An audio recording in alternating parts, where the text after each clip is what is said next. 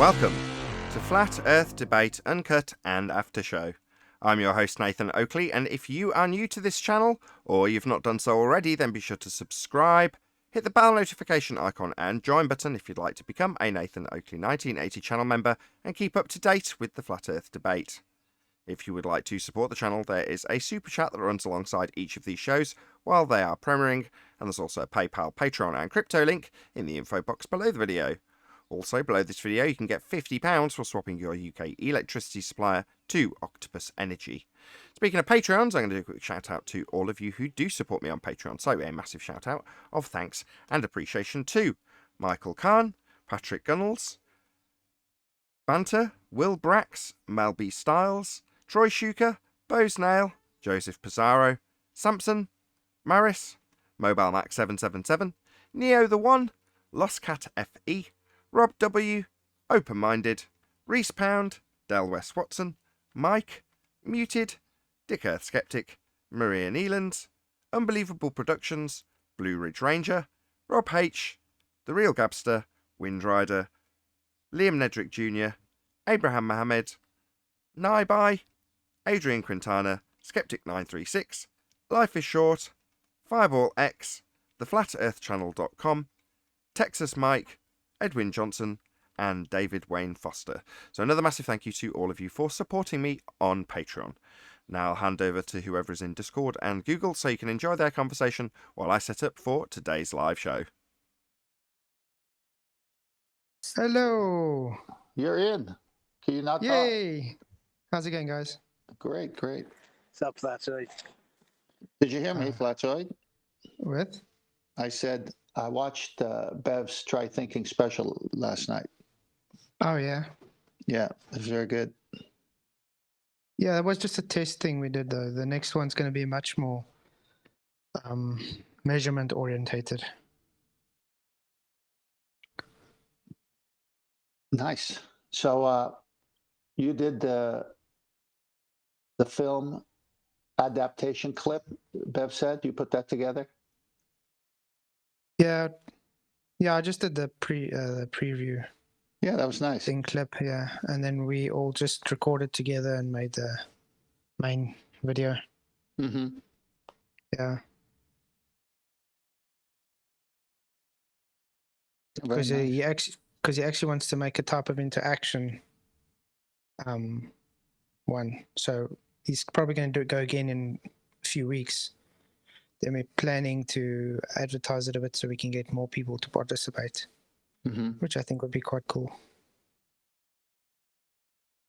Yeah, Adam thought maybe if you guys could get someone with a drone as well. His son's got a drone, but he says he's still a bit scared to use it because it's still new and So we're he's looking not at experienced. Yeah, so we think of maybe getting someone who can use a drone to maybe go and do it. Flatsoid, I bought a nice drone for my son years ago. It was like $500, and I was scared to death to use it, and it sat there for over 2 years, and we finally took it up, and it was nothing. I thought we were going to lose it. You hear horror stories that people lost it. It's nothing like that. Just take that thing up. Yeah, I think it just needs confidence. It flies itself. Really. Practically, yeah. Yeah. Yeah, it's actually quite stable, but the difference is there where they are, it's very windy.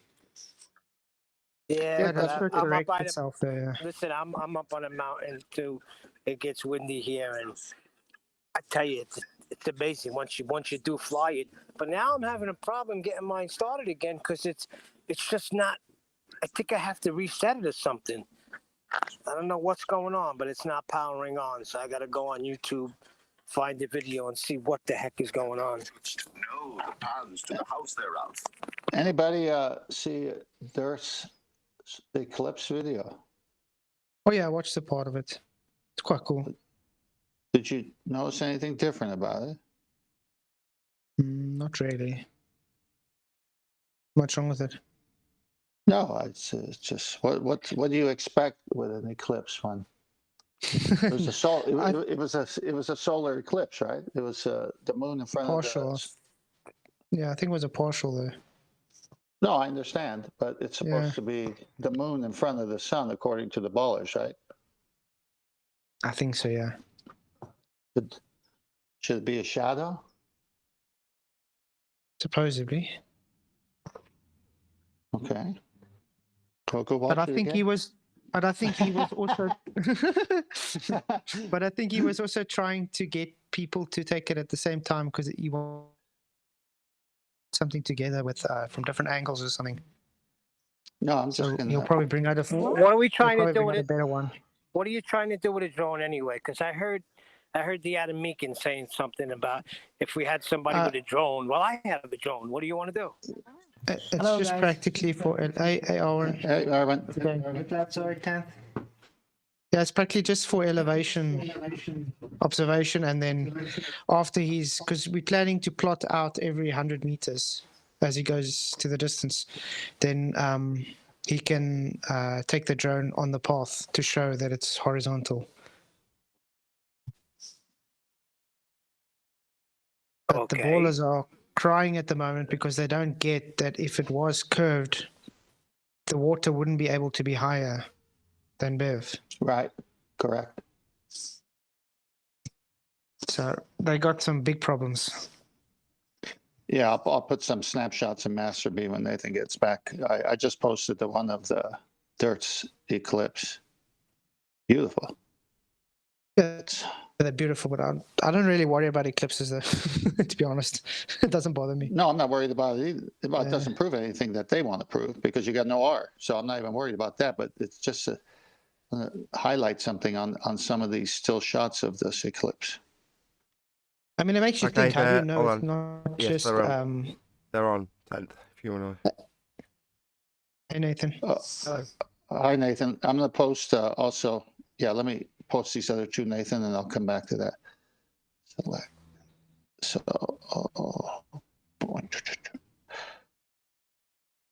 Master B. Okay. I'm sending you two more, but this is a Bev. So let me go to the eclipse pictures while this is going. Where's it going? Tell me if it came, Nathan, the Bevs. I think so. Got about half a dozen of them, maybe Okay. a couple more. Okay. All right. Well, let's just go with Dirt's screenshots of the eclipse. Now, so this is supposed to be a solar eclipse. I mean, they're beautiful shots. If you watch the video, it's fantastic, set to music and everything. But as you go through these pictures, Nathan, how come the sky in front of whatever is causing the eclipse, it just like molds in, and then the sunlight is coming through the object? That's just an effect you get when you get a bright light. I've induced that effect myself with a tree. So I've got a video of it. I'd have to dig it out for you. Won't do it this second. Where at a sunrise, I can get the tree to be behind the sun when it's, I don't know, 150 yards from me. But I'm saying, if this object is solid, why is the light going through the object? Going around it. No, going around it Type is of one thing. thing. Ted, let me ask you Yeah. a question. It's on topic with the sun because my wife is reading Job 38, and it says, "Can thou bring?" Where is it? It says Arcturus with his sun. Arcturus. So is that a constellation? Yeah, it mentions Pleiades. I got to go to the scripture, but it mentions. But it says couple- suns plural. I have to go to the scripture to see what it says actually, but it does mention some of the major stars. And then Okay, after do that, you want the answer? Yeah. Before we get sidetracked. So, Yes. as a heliocentrist, the answer is that's how it would do it. That's how it would look. There we go. So that's how You it laugh, would do it. but what I'm saying is, you can't, other than to pull apart their presuppositions and fallacious arguments, in this particular instance, if you go, why is it doing this, that, or the other, they'll say, well, that's how it would do it. And then where are you going to go? How are you going to disprove or prove or refute what they've put to you? You can't, can you? So you're Well, at I deadlock. would say, you're saying this is the moon, right? They'd say, yeah. And I say, is the moon a solid object? Is it a rock? They say, yeah. And I said, then why is it on many of these pictures, these aren't even all of them, that there's light coming through the middle of the rock? It does look like a rock, though. It just looks that way. Looks- It's not really coming through. It just looks says, that way. It looks- I'm answering you. It looks Hello, more. hello. Yeah, it looks that way. Like you said, it looks like the sun shining through it, but it isn't. It's solid. It's a solid moon orbiting. What are you going to do now? That's Don't- why. don't- Well, I'm Don't you just gonna think it say, would? go on, Flat. Sorry. Don't you think it'd be more plausible to say it's rather something that's a plasmoid? No, it'd be more plausible to ask them to verify how they've got an orbital motion and how this physical body is actually physical, or how any of those assumptions that are derived from R would take effect for their assumption that it's a shadow in the first instance, rather than arguing about it 5 steps along the begging the question fallacy.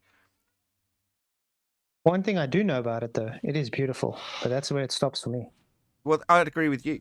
I mean, I spent my time. I've probably said this before. I've done less and less looking at the sky, other than when I've got my kids with me. But I'm normally looking at them to see that they're looking at it, as opposed to looking at their Diana doll or whatever they'd be doing. But you know what I mean? My days of looking up at the eclipses, which I used to do, I've got less and less since finding out the nature of the reality that we're faced with, or moreover, finding out that I don't know what it is anymore. I haven't got a preconceived notion of what's occurring while I'm watching it, or when I was watching it. And after the first eclipse as a flat earther, it was less awe-inspiring. I've got to be honest, because I didn't know what it wasn't was. the same, yeah. It was less awe-inspiring. So I don't know. Yeah, it's beautiful, but beyond that, unless I'm 5 steps along the begging the question fallacy about what they say it is and how it would behave as a result of those begging the question fallacies that I have to succumb to in order to argue along this track. Beyond that, it's just beautiful. You That's see- it. Yeah, you see the problem with me now, if I look at something like that, it's not like, when you used to watch like, I know what's happening because, the globe model, but now it's like you see everything wrong with it that contradicts, so I don't want to look at it because it's going to irritate me. Well, exactly. Can I In, ask you in a that question? respect, that's what Tent's doing, though, isn't he? He's saying, look, this is how I see it as being wrong versus their description. And I get it. And it's definitely worthy of discussion. So don't take me the wrong way when I'm like, it's not worth talking about. I'm trying to put that mindset into the audience as opposed to tell you not to talk about it. It's very difficult to get that across sometimes because I want people to talk about it. Like Sasha the other day brought up something about arguing about tennis balls on the ISS.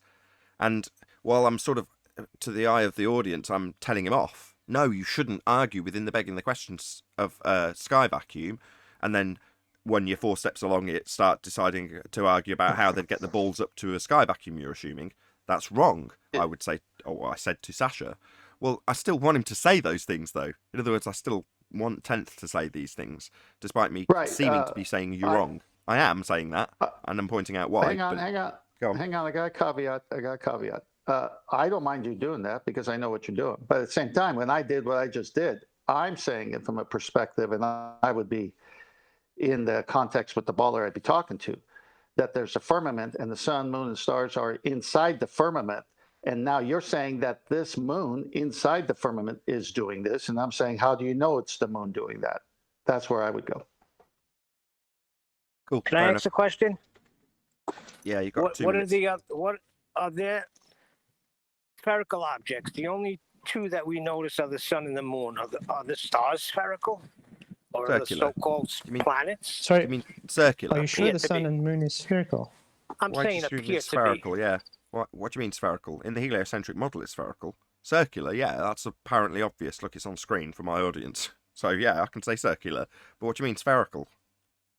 Well, that's what I mean, circular. So those are the only ones that we notice: the sun and the moon. I mean, what about Well- these other so-called planets? Yes and no. You can infer that the moon's got more indicators of sphericity. I've forgotten the term, but throughout its phases, it would appear that you've got, I think it's 53 or maybe 57% more than a circle, because based on what they say, the claim to be side of the moon that you see when it first comes into its new moon phase, right the way through to its waning all the way back to its last bit, you see an extra bit that they say is the extra around the side of it, implying that it's spherical, and you're seeing a bit more around the edge as it goes through that phase. That's what they imply. Yeah, because I'm just wondering, because it says in the Bible, it says that he hangs the earth on nothing. Now, that to me sounds like a ball in space. No, it just means Something. no. There's first of all, you got to take everything in context. It says the circle of the earth, and we know in Isaiah it uses it doesn't use the word ball, because in Isaiah 22 Correct. it talks about a ball. So circle of the earth versus a ball. So that language there, and it just means it hangs on nothing, because all the rest of the scripture says it has What a hangs foundation. on nothing, no tent? What hangs on nothing? Can you wait for a minute? Yes. My goodness. Yeah, it says all along it's got a foundation. It talks about like the seal, the signet ring making, where the edges, just like when a king would Correct. put his ring, into a wax mold. It talks about it in those terms. And then in that one text, it says it hangs on nothing. It's just saying it hangs on nothing because it's not hanging on anything. That's what it means. It's not hanging on anything. That's what I said to my wife, so I'm right on point then. Okay. I said the same thing. Yeah. I said it's built on nothing. So yeah, the earth is hanging on nothing because Sorry, just before I forget, thank you. The term's called libration, if you want to look up what I was trying to detail. Libration. Okay, Nathan, also with the light, Kiwi brought this up in the past about how if the light of the sun was hitting the moon, it wouldn't be to the edges the way it is. Remember that?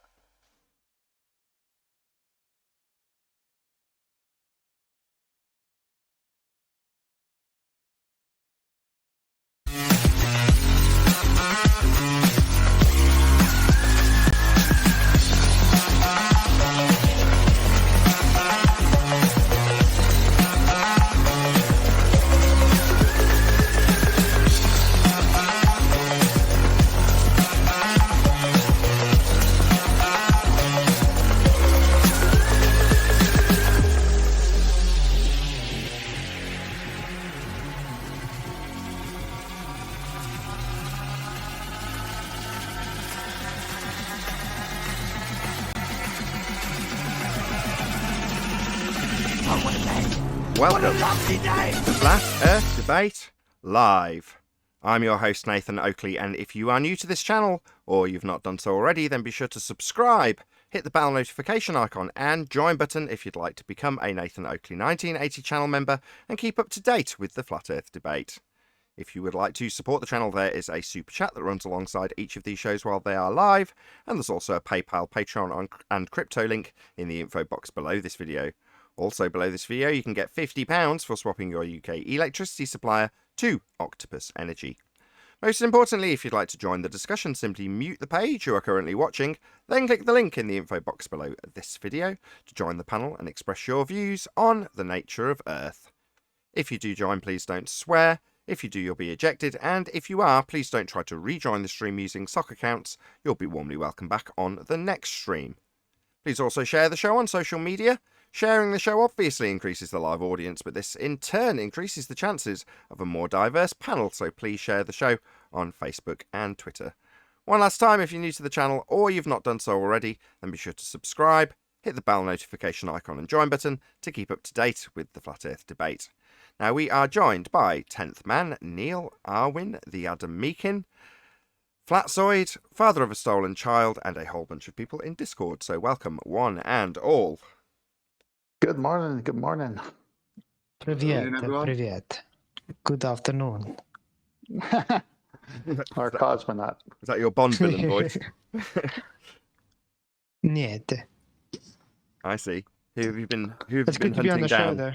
Which agents have you been hunting down, Flatzoid, as you haven't been here for a few days? I've been in the trenches with a lot of butthurt ballers. I Put that thought way. that was Professor Poisson again for a second. Oui.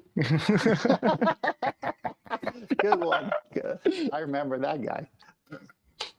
No, Mr. Slime. I expect you concede that there's no perspective in the curve maths.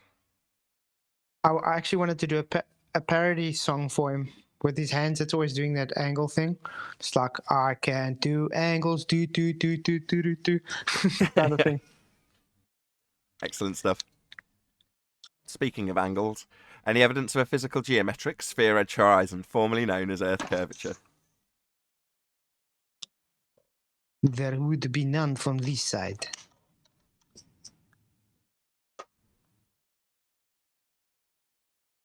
You wouldn't expect this. I saw, I don't know who posted it yesterday, some Neil deGrasse attacking Felix Baumgartner, telling him whatever he saw, you wouldn't expect to see it, even at that height, any curvature. Yeah, it's part of Flatzoid's intro. That stuff is flat. That's how I saw it, yeah. How dare Neil deGrasse tell Felix what he saw and what he didn't see? But Neil's been there to say, yeah, you're wrong, Felix, hasn't he? Well, let's just do a test on Adam then. Right. How many levels of magic can you identify in that little bit that he does with the beach ball, slapping it, talking about the ant? There's one bit in particular I want you to hopefully get to. We'll see if you do. Put you on the spot here. We're talking the 2 mil off the thingy shenanigans, yeah? Okay, so he says, if you're an ant and you're 2 millimeters off this beach ball, then you're not going to see the curve of the Earth from 2 millimeters above this beach ball. Slap, slap, slap. That stuff is flat. Yes. Well, there's the first acceptance that he's now making the excuse that you wouldn't see curvature, even though he's reifying the structure as a ball. But then he gives the instant disclaimer that you wouldn't expect to see the geometry. That was pretty much perfect. So he's got the presupposition that you're going to see the geometry like the ant would see on the ball. So what's the ball got to the ant? Because that's his physical example he's showing you in the example, right? Well, the ball would have a physical geometric sphere edge for a horizon that would obscure the ant's view. And he's saying, by scale, the ant's not going to see the edge curving. That's what he's saying. So the ant doesn't see its horizon, which is a physical geometric sphere edge, curving from his vantage point, even if it's 2 millimeters above it. And by comparison, now that we're all assuming that our horizon is a physical geometric edge like this beach ball's got, we're not going to see our horizon, which is definitely a sphere edge, right, boys and girls? Says Neil deGrasse Tyson, because we're all begging the question with him now, that our horizon's the same as the one he described when holding the beach ball. He's saying we're not going to see it curve from the ISS or from Felix Baumgartner's position. What, the horizon we're assuming is a sphere edge already? Very clever trick. Yeah, he's a master at putting everybody on the ball. I give him that. He's holding it there for you. The trick when you know it isn't that clever. How is he doing it? How is he making you reify that which you see in reality, your horizon, diffraction limit, vanishing point where you might have fog, you know? Why is it that you're turning that into the edge of a equivalent to a beach ball? Well, because he's holding it and telling you to. That's why. He's told you that the Earth is that beach ball. That's basically what he's done. So therefore your horizon is the same as the horizon you'd experience if you were an ant on the beach ball. But we don't, in reality, have a physical geometric sphere edge for a horizon. Unlike a beach ball, which does. Our horizon's not physical. Changes with the bloody weather. The problem with that, go on, Flatzoid. So you guys would all agree he would also tell the guys that the sphere would be a 3D object and not a 2D object. Yeah. Then why is it that the guys are teaching that the sphere surface is two-dimensional? Because they need to acquire 90-degree angles and so forth. And therefore the surface being flat to begin with when they're using Euclidean measurements is the way it actually presents itself. So a 2D world makes it much easier to actually function in the reality we have presenting to us, which is flat. Yeah, that's why I asked them, would they be able to actually provide me with anything in reality that's two-dimensional? Good luck with that, ballers. Yeah. But that's how they have to calculate it, because they're reifying spheres into flat surfaces they actually dwell atop. So they are actually flat earthers then. We all are. I've been deceived into a religious belief. back to Neil deGrasse Tyson. When he says what he said prior to Flatzoid's question, he is discounting everything that he and others have said, especially Bill Nye with his little video about the boat going over the horizon and disappearing bottom up first. So if that's the line they used until Flat Earth came with the better questions, now they're saying, oh, we lied to you about that, that the ant, in this case, say a human being, sees the boat bottom disappear first, and that was Earth curve, but now it's not Earth curve? Because you can't see it because it's flat? Retro Bill, shout out to you, my friend, for the super chat. He says, if my wife ever asks me to choose between her and FE debate, which should I choose? Please advise. Well, I would say choose your wife. If I was ever put in a position by my wife, for whatever reason she justified to put me in that ultimatum position, I would choose her, and I run the show. So I would say for you, Retro Bill, further down the line, it would always be choose her. She's your wife. That's just my opinion. I mean, I could help that. Maybe choose your wife, but then catch the re-upload later.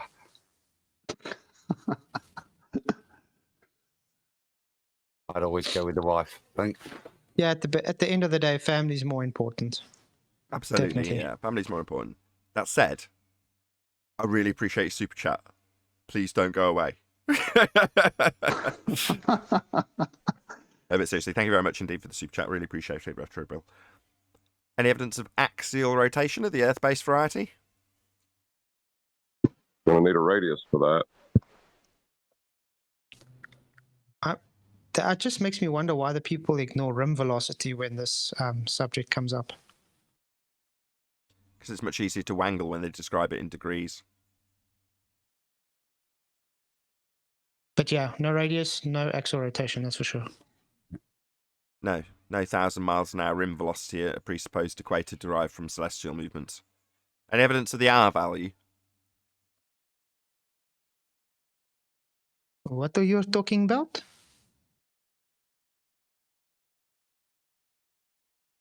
I'm talking about a formerly known as a measured radius value derived Neil from a deGrasse physical says sphere no. edge. Neil deGrasse says you can't see it. You can't see curvature if you're on the Earth's surface. So the boats disappearing bottom up have nothing to do with curvature then. Would this R be based in optical 3D space?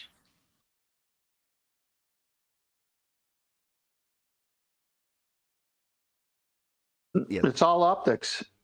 I mean, they're giving into optics now because they know the black swan killed it. Yeah, but you understand if is this measured or calculated? Calculated. So calculated in a world that does not exist and basing a reality on that Correct. concept. Okay.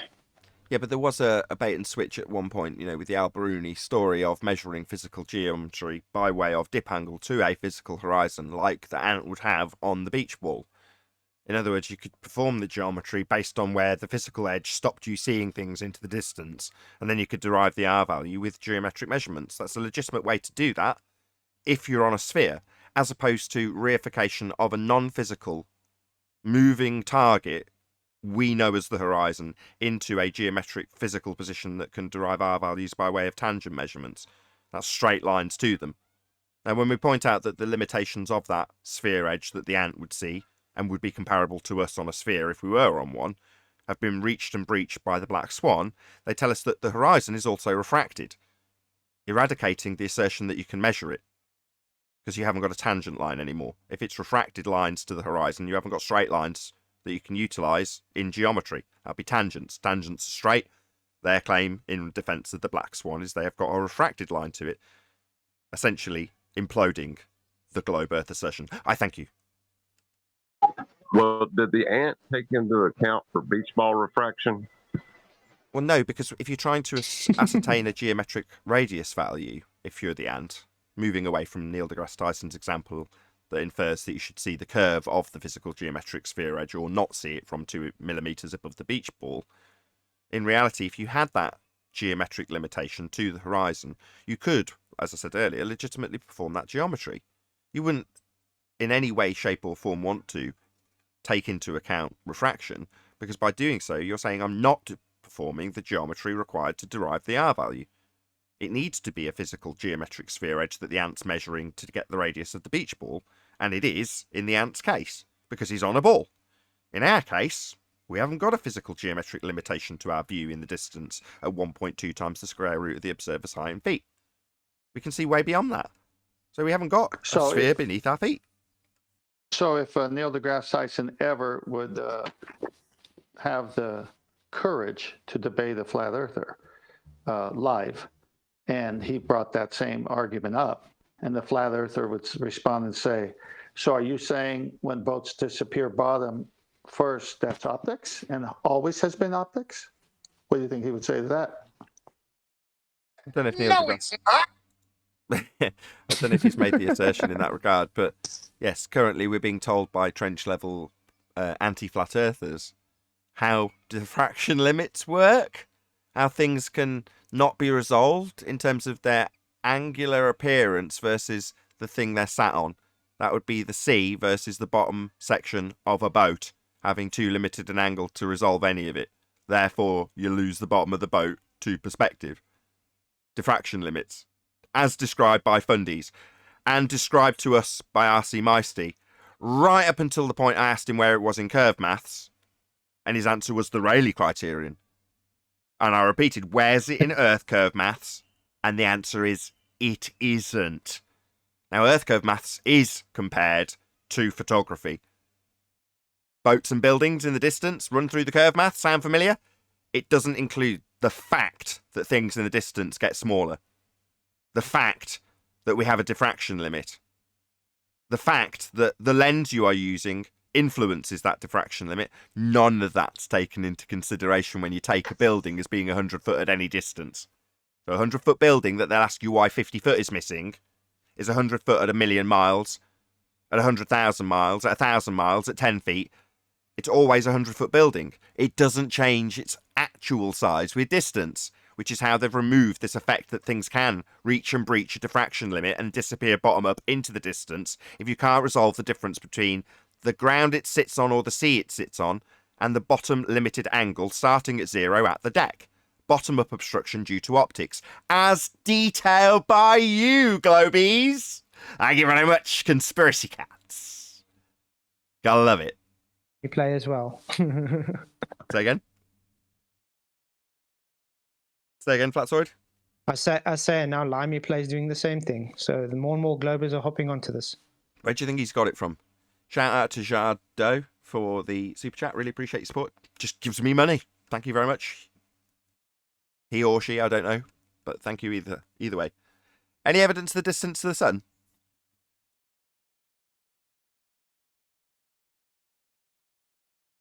Are we not back from chopped? I don't know. Did they not? Well, Did they not use? Sorry, did they not use the sun to work out the distance and radius based on a ratio? Well, the other way around. They used a radius to work out the distance. But yeah, I know where you're going at. Just a quick shout out to DITIH for the images. We were discussing these in the pre-show, so if you're a member, you'll know that already. Or if you're watching this live tomorrow, it'll be released on my second channel, Nathan Oakley. But we were discussing the eclipse. And I was actually going to use this opportunity to say, has anybody actually had a response to, who was it? Was it Rams that brought it up on the show? Where he's like, I've not actually had anybody show me the totality from June 10th, 2021. Has anybody actually got one? And in the vein that he put it to me, that they'd kind of just sort of moved away from it. A lot of grumbling and mumbling and not actually presenting anything beyond stuff that was already in existence prior to that date. I've not had any movement on that. I've been checking the comments periodically to see if there's any, you idiots, here it is, from Canada, as it was predicted. You idiots. Now, typically in these sorts of scenarios, that's what I'd expect immediately. I'd expect somebody to call us idiots and present the information. Now, they called us idiots, presented information, as I say, that existed before that date. But to date, nobody's done that. I know it's fairly recent, but Anybody else got anybody telling them that they've got a totality from that date? Hey, Chocolate. Harp that was bringing that up, by the way. Hey, Choc. It was sorry. Who was it? It was me. Harp. Sorry, I want to credit you for doing it. Have you had any advance on that? Because I certainly haven't, making it even more interesting to me. And nothing. Let me get it straight. We're calling out a heliocentric prediction in a dedicated to a proper video, too, in fact.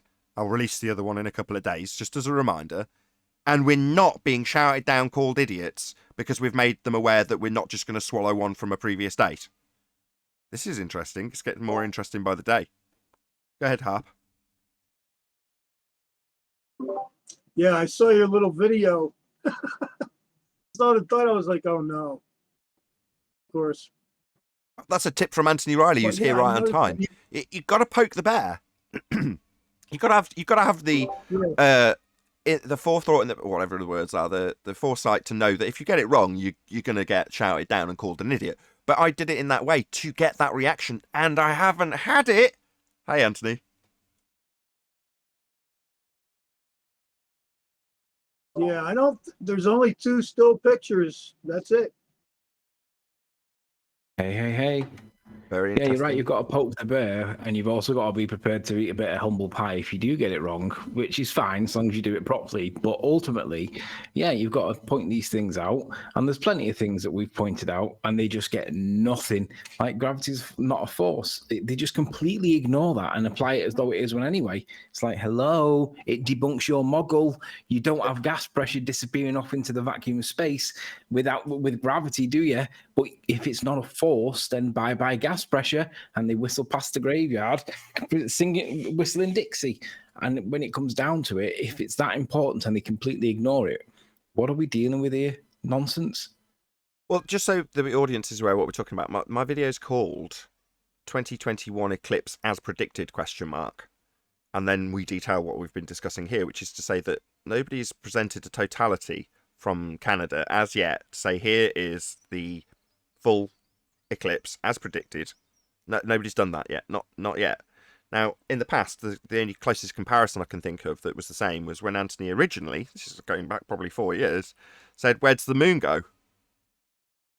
And he got a load of people telling him, well, it's not there, but it's there, and a whole lot of nothing. In other words, there wasn't a great response to it. Now, periodically, people will come back with these arguments, not realising that this is not our first rodeo, mate.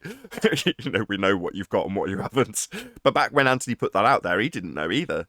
He was putting it out there, not even tentatively. You've got to be pretty ballsy when you're doing these things, because correct me if I'm wrong, Anthony, you don't really know, do you? But you've got to position it in that way to get the reaction. Well, the claim is that the moon passes on a solar eclipse in between the sun and the observer. But the evidence doesn't support that, because it's missing something called a Poisson spot, which is like a focal point of light that's in the center. It would be the very epicenter of the earthquake, like the epicenter of the eclipse. There's supposed to be a Poisson spot there, and there isn't one. There's supposed to be a casting of a shadow, like a Batman logo, the casting of the Batman logo. We see that all the time with lights like lasers or even just normal headlights. You see that casting of headlights. We don't see that either. So, like, if the claim is that the sun passes in front of the moon passes in front of the sun from the observer, we would expect to see some evidence to support that. But what we actually see is the proverbial 2 hands in front of the torch creating the rabbit's head on the wall scenario, which is obviously the casting of a shadow. But it's as if we're on the other side of it, looking at the casting of the shadow and the lights in between us. In other words, it appears, in my opinion, that the moon appears to go behind the sun, and it blocks out the light that the sun's receiving, and that's what we're seeing, because it looks very close to it, not 93 million miles against 240,000 miles. It's like getting 2 pieces of cardboard passing one behind the other. That's how it looks to me. So where's the evidence that shows where is the moon? Even on a new moon phase, it goes missing for 2-3 days every month for every single observer on Earth. How is that possible? Because we should have the angles at the extremities to be able to see some part of it. But again, we should be seeing a casting of some kind of shade. We don't see it. We should be seeing evidence that there's a disc in the sky, a black disc in the sky. Oh, well, it's bleached out by Earth, you moron. Well, how do you know it's there then? What evidence is there that the moon is physically in the sky? It might not be. Its manifestation, projection, or whatever it is seems not to be there. But there's definitely no landing pad for rockets in the sky, and we've been saying it for years. Where's the evidence that the moon passes in front of the sun? There isn't any. It just seems that way. I mean, these are the This best reminds me of questions, aren't they? I 8%, mean, man. these are the best questions because they're the things that I got most excited about when first coming to the subject. So we don't know what the moon is. We don't know what the sun is. We don't know what eclipses are. Yeah, but by the same token, after you've watched one with that in mind, you kind of realise the futility of it a little bit and go, yeah, I just don't know what that is, do I? I know what the heliocentric model said it was, and there's many reasons why it can't be that. You know, why assume it's physical? Why assume it's in orbit? Why assume we're moving around the sun as the moon falls around us? You know, all of those things are assumptions that aren't validated. Yeah, it reminds you of that guy. No, but just like that's one of the best questions right there that Riley just asked. Like, where the hell is the moon before, during, and after an eclipse? How is that possible that this thing is up there? It's about to block out this light, but nobody can see it before it and after it does it? Or Chocolate, it's 8%. It's 8% visible, remember? Yeah, you can't see it. But the thing is, though, even if it doesn't even have to be an eclipse, just at new moon phase every month, every 30 days or so, give or take a little bit, we do see the new moon phase, or we don't see it because the moon disappears. We don't see where the moon is in the sky. We know where it should be. We know where it should be on their model. But when you look to the night sky and you put cameras on it and you play around with filters to see, is there anything that indicates that there's a physicality in the sky? There's just nothing there. There's no disturbance of any photons in the sensor. There's nothing to indicate that there's a rock there. It just seems to run out of gas, like like when batteries go flat on a bulb. Can I ask something about that specifically? Because we have probably all seen the moon where it's like a very sharp sickle. It's not entirely gone yet, and then it's not entirely dark, right? And then you see kind of like this weird effect where the dark side of it, somehow you see it in that sense. Well, if that happens when it's almost blacked out, is there no sighting whatsoever that it's actually kind of in that same state? I'm sorry to do this, to interrupt this flow, but just realised something that's made me a little bit amused, which is, let's do the shout-outs for the super chats first. So, Jardo says, my wife doesn't listen to Nathan because he gets too angry. Lol. Fair enough, I'll take it on the chin. Colin Dresser then says, mine too. I catch Oakley in the mornings on the drive to work. Shh. So it seems like watching Flat Earth debate is a guilty pleasure people hide from their wives. Now that's an interesting turn of events. I did not know that. Strange. My wife says Nathan is too nice. That's what Retro Bill does, to piss all over my bonfire. But I still appreciate all of you super chatting me and your comments. Thank you very much indeed to Retro Bill, who says, I'll repeat it, strange. My wife says Nathan is too nice. And also Colin Dresser and Jardu again for the super chats. Really do appreciate it, guys. Thank you very much. I'm going to call nonsense on that. I've never heard anybody describe Nathan as nice. You just did. Never. I've known him a long time, and that's the first time I've ever heard that. If I was Quantum Eraser, I'd say that's not what your sister said, but I don't think you've got a sister. My wife likes Nathan.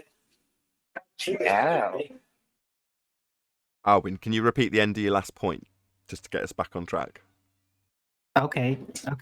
Well, I was making the point that sometimes when the moon is not entirely blacked out for those 3 days, but before that or after, you can see the dark side of it somehow, whatever that is, when it's not entirely blackened, like when the sky is not entirely perfect black, then sometimes you can see it. So if you could see the dark side in that way, then where is that specific sighting when in those 3 days when it's blacked out? You should be able to see some of it somewhere when it's not just perfectly dark yet. Right, and if you want to see that in detail, go to Take Back Space TV. If you catch a live stream, and Chris happens to be looking at the moon, in that state, obviously, in that phase, he'll show you the dark bit, if you want to call it that. He can't show you it when you can't see it. That's the thing, right? We're told we can see 0.8% of it when we can't see it. Because of the physical assumption bias that goes along with it, it just doesn't have a decent explanation for why we cannot see it. So you can't photograph 0.8% of it. But the explanation we had last time was to utilise what Arwin's just pointed out. Well, you know, there's a dark bit, right? There's a bit that's like the rest of it when it is lit. Yeah? Yeah, well, it's like that, but 0.8% of it. Oh, yeah? Yeah. Well, can you show me that? No, we can't see it.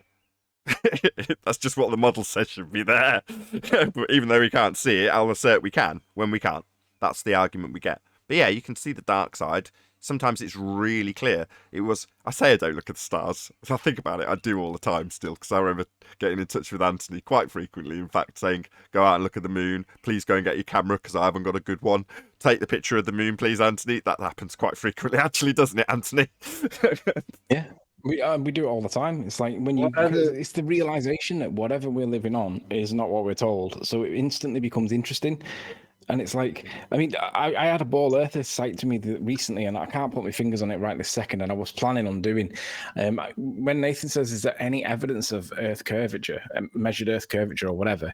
He sent me an article of some citation, some paper or whatever, some article somewhere, and it was basically giving you the equivalent. If you remember the dark side of the moon, the epic Discover footage, that cartoon imagery that NASA gave us, which was meant to be real world, it was that same standard of low quality, poor credibility evidence for the Earth as one of the satellites was passing it on its way to Mars or something like that. Apparently, it turned backwards, looked at Earth, snapped a picture of it, and it's just got this low resolution, grainy, jerky image that wouldn't persuade anybody that it was looking backwards from the depth of space. It was outrageous. So keep your eyes open for it. It's hilarious. You're talking about If Voyager. we can find it, we need to talk about it. You're talking about Voyager. No, it's the equivalent of it wasn't Voyager. They're out beyond Pluto apparently. It was the one that's on its way to Mars. Apparently, Isn't that a violation? Yep. Yes. It is. Neil's all over this. What is that, Neil? What do you mean?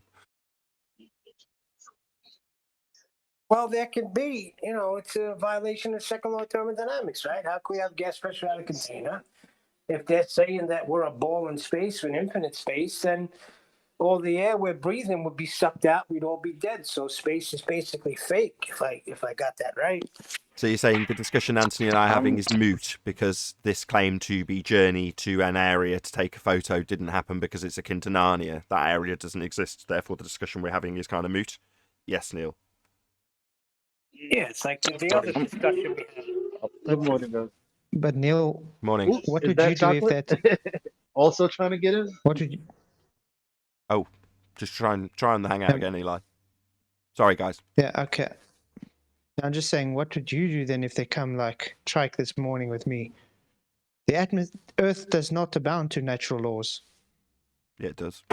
Well, that's ridiculous. And then they're in La La Land. Well, the model doesn't abide by the laws, but where have the laws been established? Here on Earth. So They're Can natural you show laws. me this model? They're natural Can you- laws. They're not model laws. Just a quick shout out to Godzilla37. He says, my wife left me for Nathan. And very happy we are. We've got 2 children. Don't let it phase you, Godzilla. I know we're cool. We're cool, right? We're still cool? Thanks for the super chat. Okay, if I could go back real quick to the boom we were talking about. Sorry about the noise. When we can see, like when Arwen was talking about when we can see that part of the moon that's darkened. Has anybody ever taken a picture of it?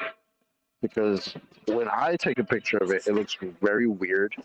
I posted a couple of them in Master B. If you Yes. want to show them. Yes. But Yes. So go to Take Backspace TV, and if Chris is live, he'll actually show it you in high resolution 4K detail, zoomed into whatever extent you would like it zoomed into, in whatever detail you like. The dark side, when you've got a part of the moon partially showing, and you can also see the black bit. Sometimes that's uber clear. Like you can really clear it. It's got a term. I've forgotten it. That was the last thing I actually contacted Anthony about. I was like, go look at the moon. It's got, and then I can't remember the name of it. But when it's super Earth shine, fucking course it is. Yeah, it's got exposure to it, definitely. Right, Anthony. I was like, look, you've got a really clear example of Earth shine on the moon. So Anthony went outside and looked at it. And was like, wow. And I was like, yeah, there you go. That's what they're talking about. And it's just being able to see the black bit really clearly. They claim it's because the light of the sun is bouncing off the Earth, and then the reflection of the light from Earth, which is what they claim the functionality of the moon's light is. We won't get into light in that regard, but there we go. They say that the reflection is what is lighting up the dark bit to make it clearer, although it's very dark. Isn't this observation done at night? Yeah. So how can it be Earth shine if you're on the dark side of the Earth? Don't overthink this. Stop right there with that logic. I just say this. So that thing that I'm always talking about, like with the phases, like Adam has shared me like 2 videos that are like at least 5 hours long to get like put together, and I'm through about an hour and change of it, and I'm not seeing my criticisms addressed, but I'll get back to y'all on that. I'm still confident that we'll see. Elijah, did you watch yesterday's show by any chance? I did not. I totally missed it. I gave you massive props out. I heard you talking with, I can't remember where I heard you. I think it might have been, it was either 24/7 Discord or somewhere else.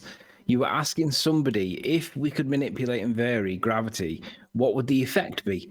And basically, you gave me a massive idea. It was like, bing, a light came on, because we all know what Newtonian gravitation it would cause. It would cause a fluctuation in your weight. You would get either gain weight or lose weight. And if you pushed it to its extreme, they all think that you would float off into space if you could fluctuate or manipulate Newtonian gravitation.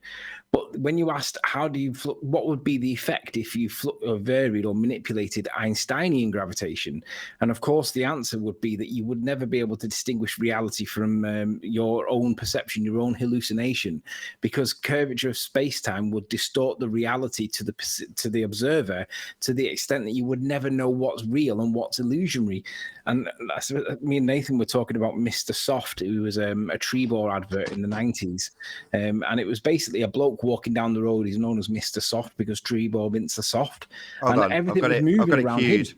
I've got it queued. I might as well just play the section because I've got it queued up. The road, it would be like that. Do you remember that Mr. Soft advert, Trebor, Mr. Soft? And he's walking down the road and everything's bending around him because he's Mr. Soft and everything's all soft. It would be like that. Oh, Mr. Soft, why won't you tell me why the world in which you're living is so strange? There you go. That's it. Mr. Soft, won't you tell me why the world in which you're living is so strange? So strange. Elijah, but I got Elijah, I just want to give you props because you gave me the idea because I heard you leading on with it and you were asking them to explain it. That is what we would perceive in Einsteinian gravitation. You'd be walking down the road and things would be moving in front of you. From your perspective, you would be hallucinating. Everybody else would see it normal because they're not seeing Einsteinian gravitation, but he would see bendy everything, and that is what Einstein would be. Do you agree? Yeah, man. And thank you for the shout out. I appreciate that. Like we've been on, seems like we've been on the same wavelength because also, the day that I guess you would have talked about it is the same day I would have talked about it that Nathan didn't have the show. We were both for whatever reason talking about the Doppler effect as far as hearing is concerned. And I thought that was very interesting. I was like, what? How the hell did I just randomly think about the Doppler effect and here Anthony is talking about it? What about it? Well, you know how you have... Oh, go ahead, Anthony. So the acoustics of underwater sound transmission is the pinging. Like if you were to ping a sound wave underwater, it goes a lot further than it does when it goes through air. That's how whales communicate. Apparently they can communicate over thousands of miles. How they do that on a ball, I don't know because I'm not sure what it would bounce off. But anyway, you could ping repeating cycles of notes, like a C notes, for example, and you could go ping, ping, ping, and fire that over thousands of miles. And if the Earth is meant to be rotating, then the receiving observing station on the other side of the rotation would either be coming towards the signal or going away from it. And you should get a fluctuation in the pings based on the frequency, because the Earth would be going faster and it moving towards it. So there would be a change in the... But anyway, the point I was trying to get was that Doppler might be able to be used to demonstrate that the Earth's not rotating, because you'd expect to see a frequency change. And it was just thinking along them lines, really. Wait, did you just literally presuppose that you can actually send a signal to the moon and it'll reflect? Well, I was thinking across the Atlantic to America kind of thing. Because I've never had a demonstration of that ever. So, Well, I just well, wanna for know me, if you how I was guys- thinking about it, I was, because I live in New York City and the sirens, so you hear siren coming towards you and then leaving you, and I'm like, well, if we're spinning from the west to the east, then someone who's talking to the east of me, like, shouldn't I just catch like certain conversations because I'm spinning in? Like, shouldn't there be some kind of effect happen? Yeah. Yeah, that's how the mafia got caught.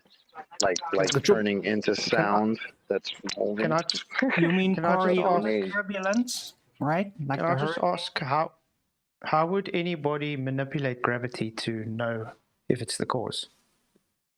Well, you'd never do it. That's why it's unfalsifiable. It would claim, have to isn't be it? real first, right? Nobody can alter Well, gravity. that's Only why. space-time That's another bending reason is it's a that. good question. Like, if you're talking about science, it's like, okay, well, how was it manipulated? What was the effect? Okay. Because this is what I've been asking even Limey Play lately. Can you just supply a scientific hypothesis for me? And they seem to be obfuscating because they know if they claim it to be science, you would have to be able to manipulate it. And so far, I just haven't got any answer to how you manipulate gravity. Well, no, that's not what Eli just asked. Eli's way ahead of the game in this regard, right? So he's saying, what's the phenomena?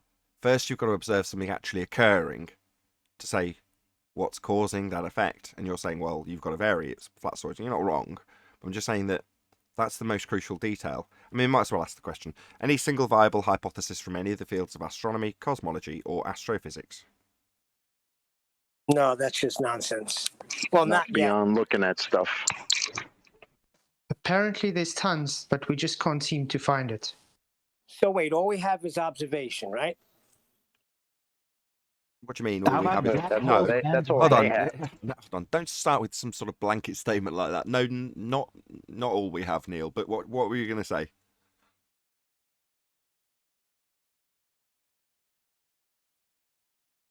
You talking to me?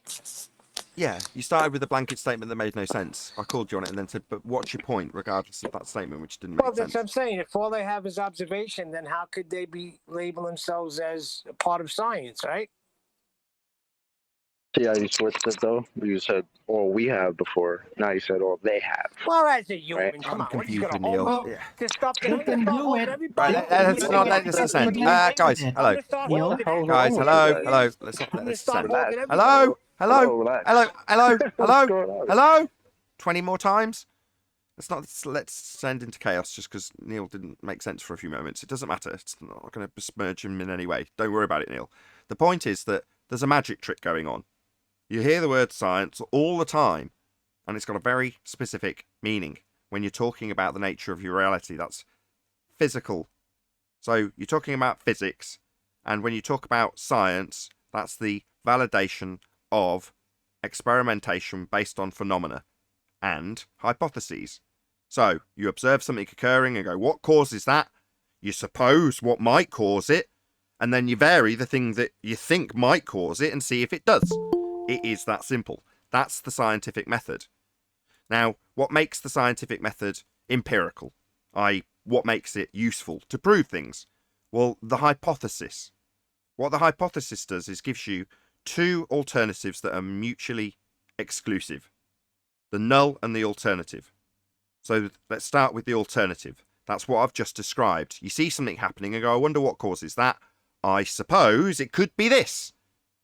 Well, that's if this, the thing I suppose could cause it, then the thing I've seen happen. If A, then B. That's A. or an alternative hypothesis. But you also have the antithesis of that, the mirror image of that, which is if A, the thing I think causes the effect, not B. So I vary it and it doesn't cause the thing I'm studying, trying to figure out the cause of. Now, the process of validation of hypotheses, that would be to vary and manipulate what you think causes it. That's an experiment. At that stage, one or other of that prediction, scientific prediction, otherwise known as hypothesis, will be validated. So either it will cause it, if A then B, or it won't, if A not B. You can't have both. You will have one. It will either cause it or not cause it.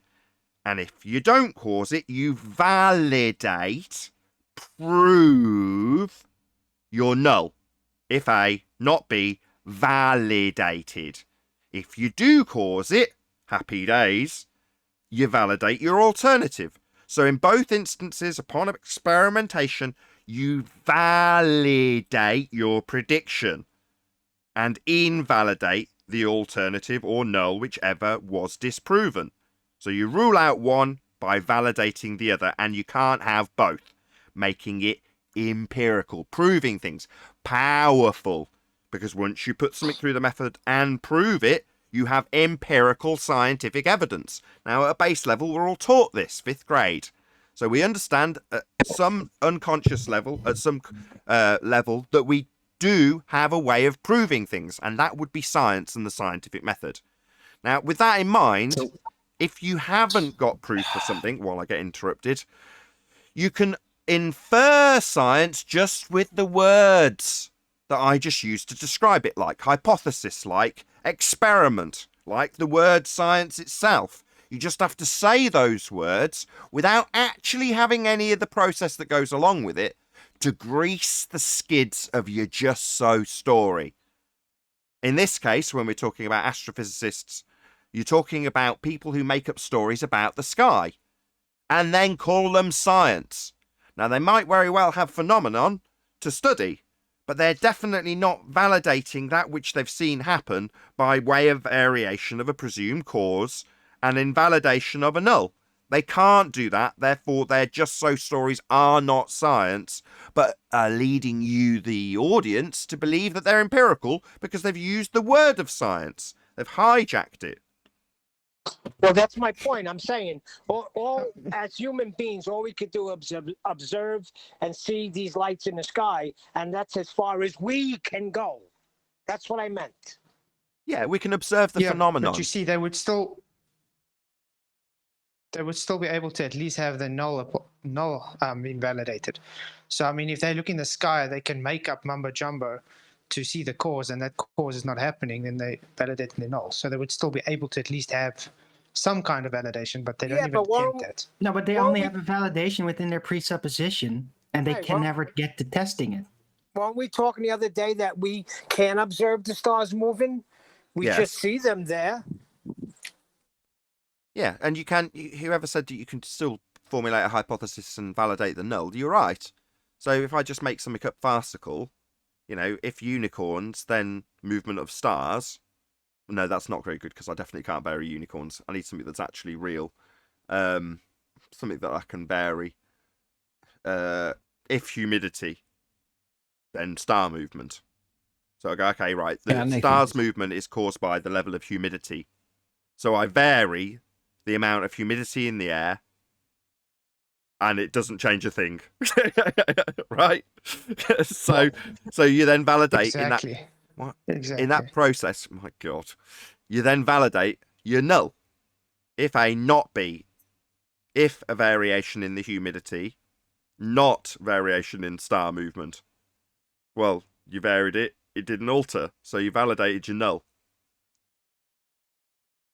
In that case, Nathan, you can also So that would vary. be more scientific, yeah. You can also vary the amount of matter. But you see, that would be more scientific than what they're presenting.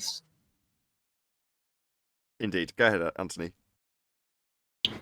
In that same Because- context, you can vary the amount of matter in a volume, and you can predict whether it might or might not cause an acceleration. So obviously with the egg test, I predicted that I could vary the amount of matter in a volume and cause an acceleration. And I demonstrated that it's verifiable, it's falsifiable, it's predictable, it's calculable, it's demonstrable, it's within scientific method.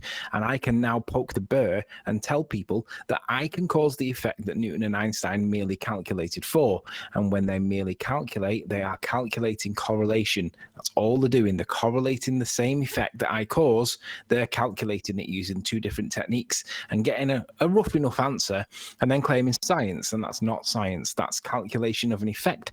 And I've been correcting Professor Phil Bell all morning on this point, and he just literally whistles past the graveyard whistling Dixie on it because he doesn't like being told that he's not a scientist.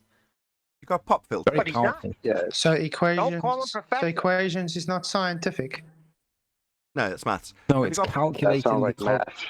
It's calculating the effect, which gives a correlative result or a correlative prediction, and you can do that all day. That does not make it science. It is simply, if you're calculating the effect, you're making a prediction based on your maths.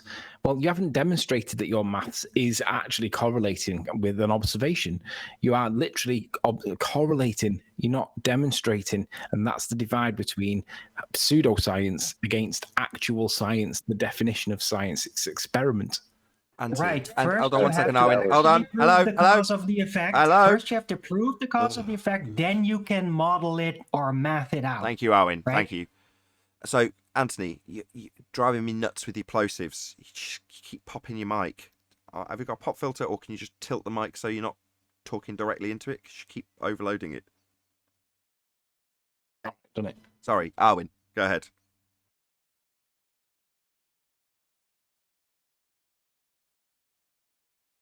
Or don't, to spite me, because I had a technical issue with Anthony. Yeah, because I'll just point out there was a nice little difference there. Sorry, Fatsoy. Just real quick, when Anthony was saying it, that when you're listening to it, it's like there's a big difference between saying calculate an effect and causing an effect. Which one of those is actual science? yeah, you see, that's the thing. Everything they base on today is based on correlation based. That's already based on the assumption. Otherwise, you definitely don't have science how they present it in any way, shape, or form. Well, they try to keep it modeled. They just build models and then they try to make it all fit together with those models, even though barely any of them are really proven. It's even clear as to the origin as how to the effect came into being, like dark matter, for example, because of a previous flaw that wasn't accounted for. And so, yeah, a lot of things come into being based on a model that are anything but being proven. Anything but. What I find funny Yeah, is that, hold on, what I find funny is that Anthony has done science with the egg experiment and gets no credit. As a matter of fact, he gets a lot of flack, even from the flat earth side, certain people. But stuff like dark matter, that gets attention like it's something real. Just really very confusing. It's worse than that, Neil. There are specific physics studies that focus on that matter, on the dark matter, right? You can specifically follow studies on that. Physics studies on something that's not physical. Made up. That's what I was just about to say. But you do math, Chocolate. You do math. Shut up and calculate. Is math physical? No, Or is shut that up and abstract? calculate. Shut up and calculate. Right. Exactly. That's where the theorists come in. They know how to deal with math, and they never have to step outside of their chamber. It's only when their formula really looks miraculous that they suddenly are like, oh, maybe we should find some field tests to physically prove this. Right? But that's very difficult. I mean, nobody in my field uses the scientific method. It's leaps of logic. It's seat of the pants. It's guesswork. Why would anything be classed as scientifically validated and then later on have to change? You can't. If A causes B, A will forever cause B. You can't. That's why I say it's empirical. Upon invalidation of the null, you validate the cause. Well, it's not like you're going to come back the following day. That's part of the method. The repeated experiment, right? So you're going to do it systematically over and over again, validate that A causes B over and over again. And once it's been systematically proven to cause the effect, then it's been validated by experiment. You have ruled out the null. The null is invalid. You're not going to come back later when you've already done the systematic experimentation stage to validate A causes B and suddenly find a year later A doesn't cause B anymore. It doesn't work like that. You've validated it does. So it would be According to safe Jim to say, Panda, you can. so it would be safe to say that if you have to take logical deduction and take anything that happens with the globe, let's say for gravity, and it keeps changing because they keep having new validations, it has never been scientific to begin with. Correct. It's just not They're science still to in the begin middle with. of It trying- wasn't validated to begin with, correct? Because it would violate the law of non-contradiction if you came around a week later after performing the experiments and validating it and find that it didn't validate it anymore. It would violate the law of non-contradiction because you'd be both validating your null and your alternative. Not possible. Right, but Jim Panda says, how do you know that 100 years from now, something else can cause it? I just literally explained that 10 seconds ago. Well, Yeah, I know, if I but I can. wanted to do a Jim Panda impersonation. If I can, let me just agree with that a little bit. Nathan can come back if he doesn't agree. It is possible that somebody at some point could say that egg didn't actually move because of you adding the salt. Because when you added the salt, what you actually did was you caused the acceleration. But I can also cause that acceleration by adding infrared light or something like that, and then saying, look, infrared light does it, causes the same effect. So what you were actually doing has more to it. And they will add to it and they will refine it. And I use that word intentionally to contrast with Einstein, who replaced, because they always say Einstein like superseded Newton, and that ball earthers say it was refined, and we say it wasn't, it was replaced. Well, if somebody comes back and says, well, the egg test was cool, but there's more to it than that, and there's an extra element that you didn't know about, then that is refining stuff and it's adding to previous knowledge. But unless that does happen, which I don't think it ever will, but good luck, Bob, if you want to demonstrate that it's something else causing it, then unless that happens, then my egg test stands. And that's the beauty of empiricism, because I can now poke the bear and I can say, hang on a second, Bob, I can demonstrate my claim to be true, but you can't. You can only fantasize over it. Or anybody else, like Einsteinian. I can say, Einstein, you're just calculating an effect based on mathematics that you believe are true, but I can demonstrate it, and I can prove that this does cause that, not calculate this to suggest that it might correlate with that. That's the difference. Well, there might be one problem, though, that could arrive, if I may. I'll keep it short, sorry. But yeah, what if at some point eggs change and then you have no more original egg as it was in order to perform that specific test? Huh? Anthony's like Anthony, theoretically. you're like the Rodney Dangerfield of science. You get no respect. Arwin, can you do me a favour? No, I forgot what I wanted to say. Hold on. Arwin, can you spam your channel link or a link to a video in the live stream chat, please? So there's currently 145 people watching. Arwin is 80 people off 2,000 subscribers, which is unbelievably frustrating, I'm sure.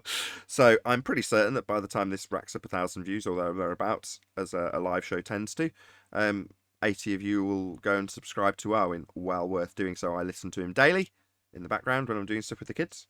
And yeah, very enjoyable watch it is as well. So yeah, go and subscribe to Arwin. Hopefully he'll spam the link before this live show ends to one of his videos, so you can click on it. You don't have to be a member to be in the live chat and see the link fly by and click on it and actually go and subscribe to Arwin. So please do so. It'd be great to see Arwin at 2,000 subscribers, given that he runs a daily show. You should certainly. And can I just give a shout out? I got 4 subscribers in the last 2 months. Woohoo. Can I just give a huge shout out to Nathan and all the subs? I mean, I went up about 260 in the last 3 days. So shout out, Nathan. Wait for a ranty video calling out for buying the subs. But Nathan, have you got a comeback for what I said?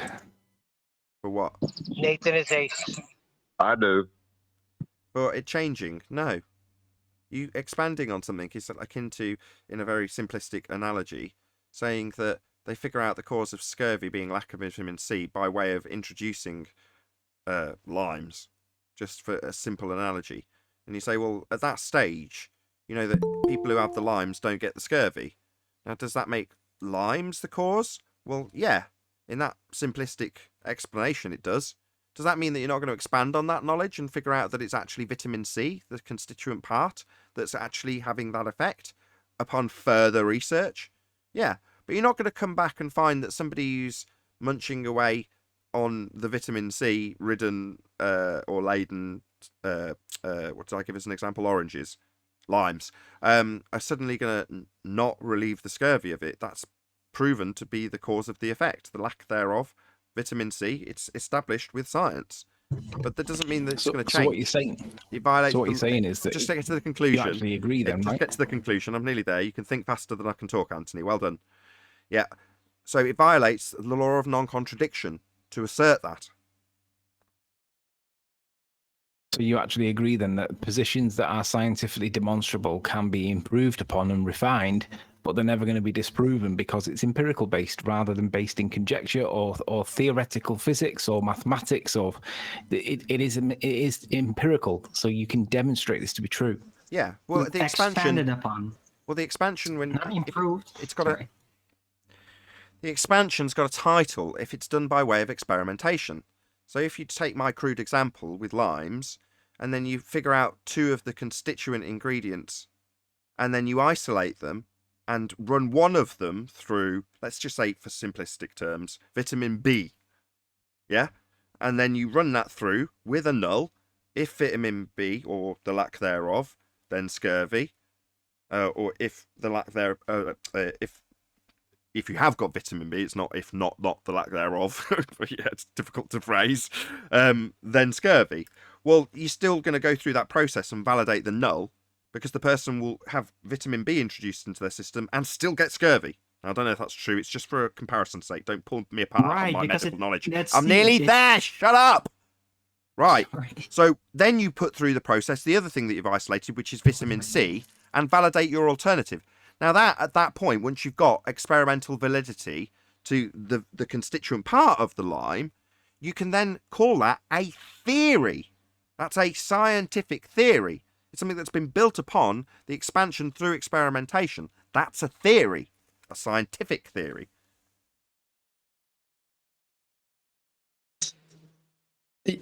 Yes. So if they come and let's say with gravities, for instance, if they validated it as a force before and now validate it not as a force, how would that coincide with each other? Why?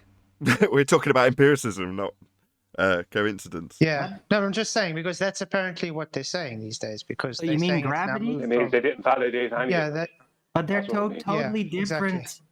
interpretations of what gravity, Hello, which they don't know what it is supposed to be. Hello, Brian. Fine.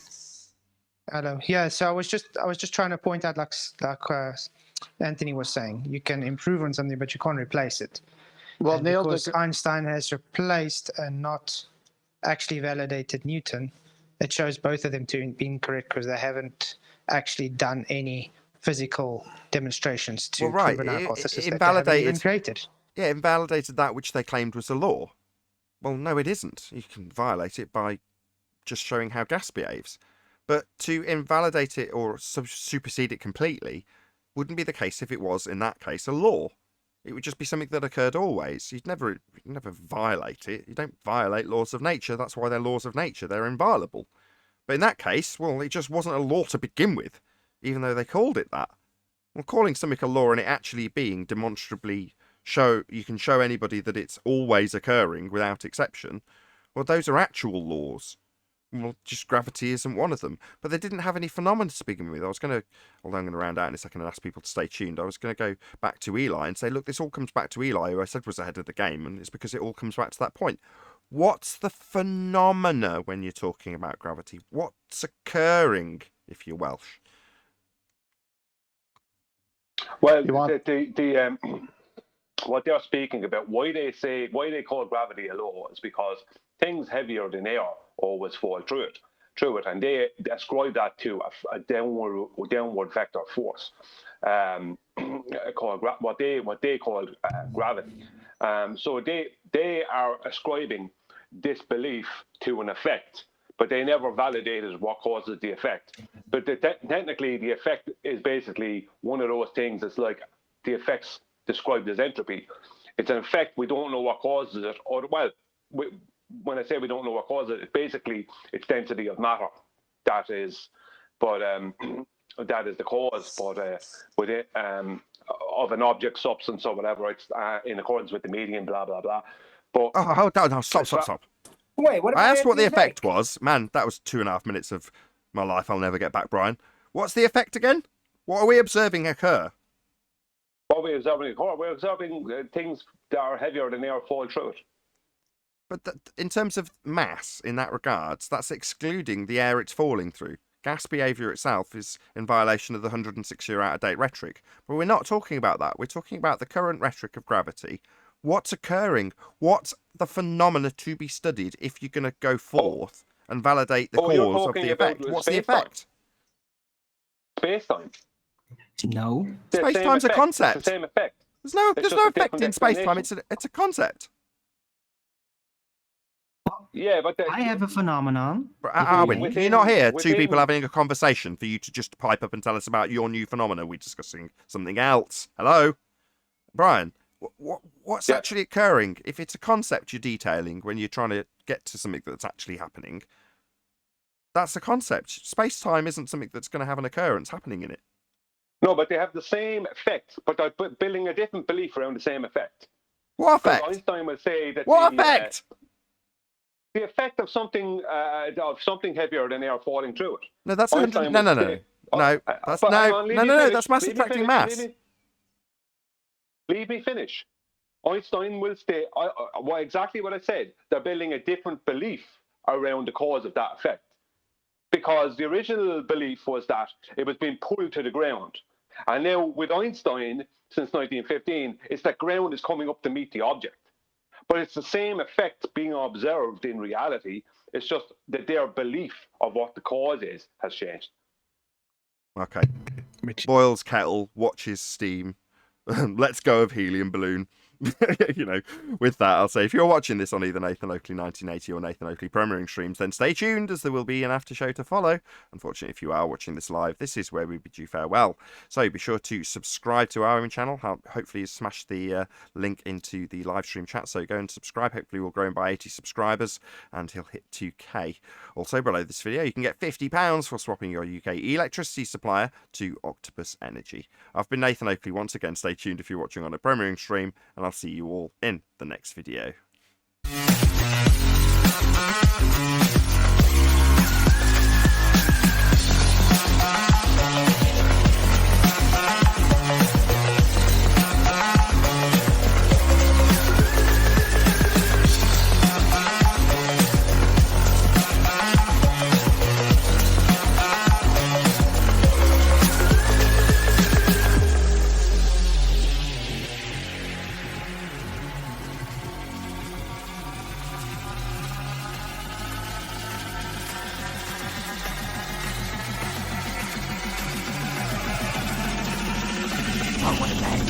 What a lovely day! Hold on, wait. Flatsword gets away with murder. Flatsword gets away with murder. Yeah, but Flatsword been getting rumpus the whole time, bro. Great. I got rumpus today. Are y'all bugging? It's all Tony's fault. It's the heat. There just happens to be a magical speed where you can rumpus. No, we're all probably a bit short-tempered. It's very hot. It's a frequency. Don't get me started. It's Very an hot. energy Get me level. started on the magic speed, man. Can I ask my question now? Yeah, go ahead, Flatsword. Go ahead, Back to Flatsword, man. the point you were having. Okay, let's say Owen slaps Neil in the face. That took a force. Now someone else comes in and observes the same effect without him slapping in the face. Does that make it the same effect? I'm not going to empirically test that. Sasha, But you you're causing understand, feedback. because that's how Hold they're on. working with the Everyone in science. mute. Hold on. Everyone in Discord, once you move to after show, you're all taken off mute. So a couple of you have just got your mics wide open, causing a shed load of feedback. Sasha.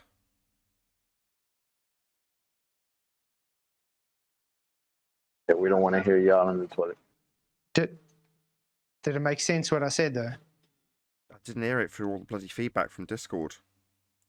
It makes sense that Arn would smack me because I'm Christian. I will turn the other cheek.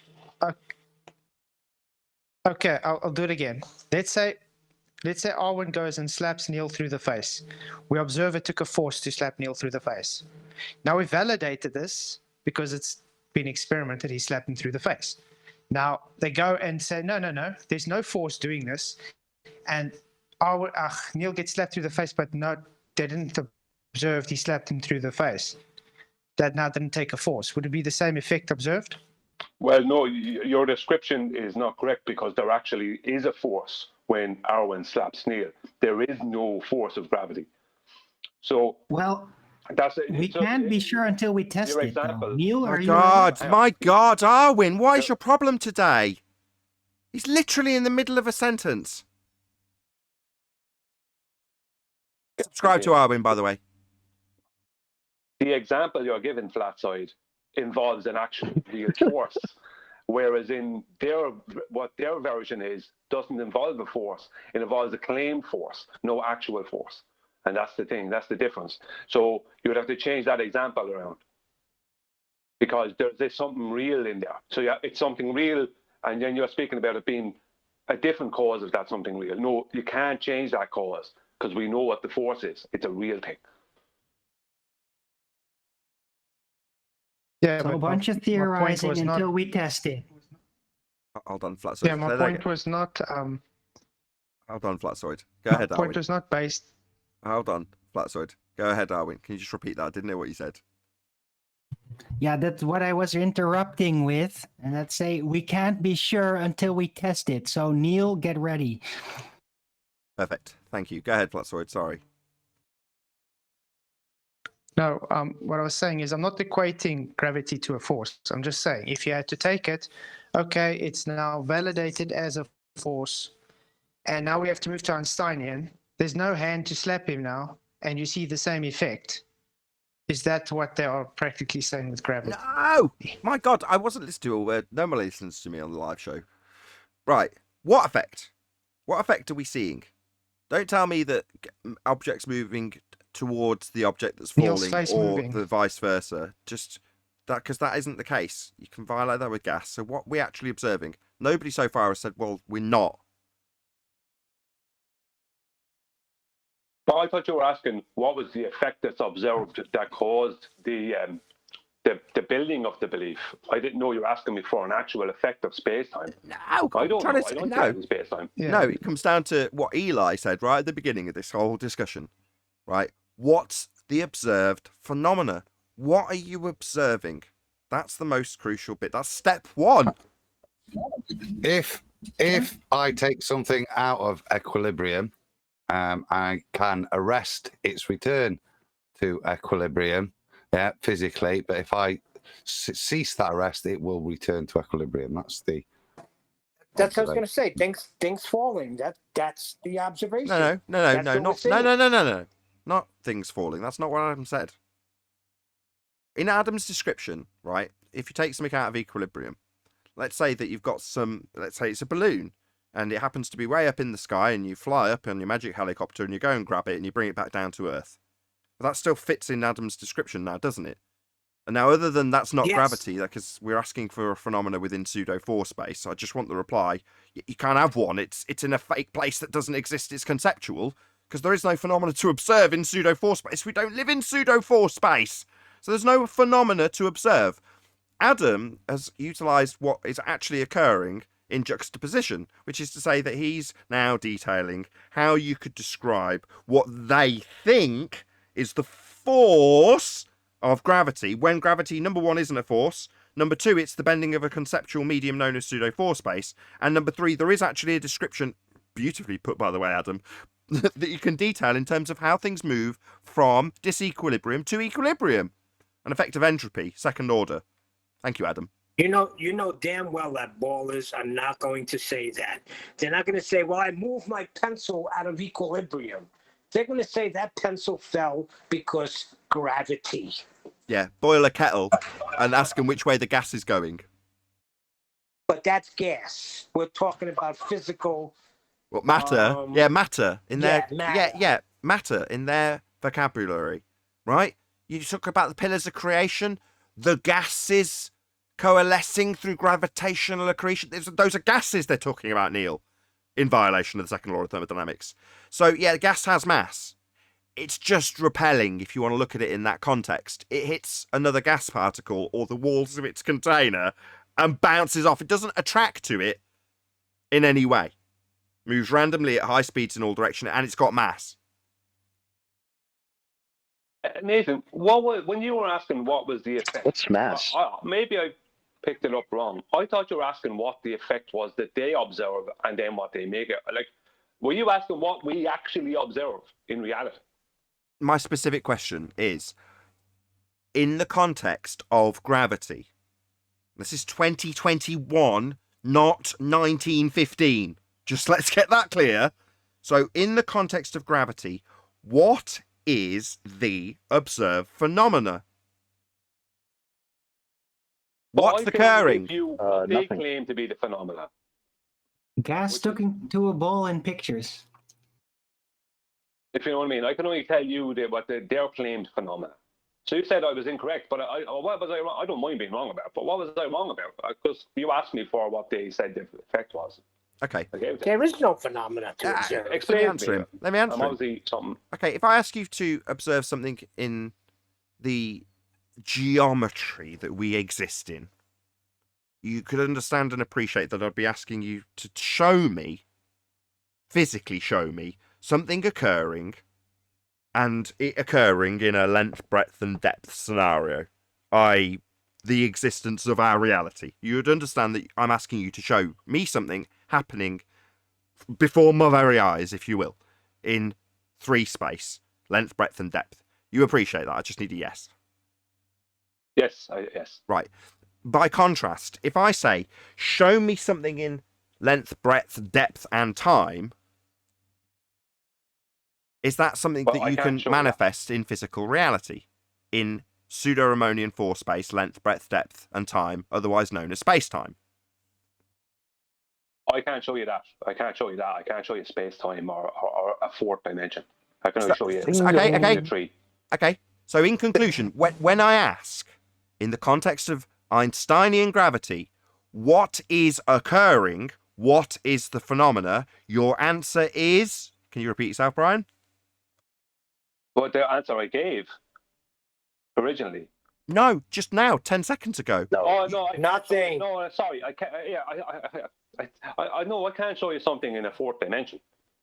Okay, so I ask what you can show me occurring, and your answer is you can't show me anything occurring because what's being described happens in a dimension that doesn't exist. So you can't show me a phenomena then, Brian. No, not from that position, no. So, step 1, scientific method. Observe natural phenomena.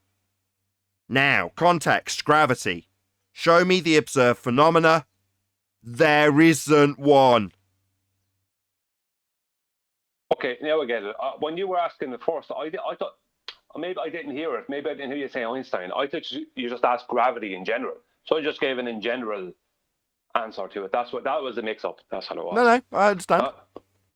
No, definitely. I could show you in the 4th dimension.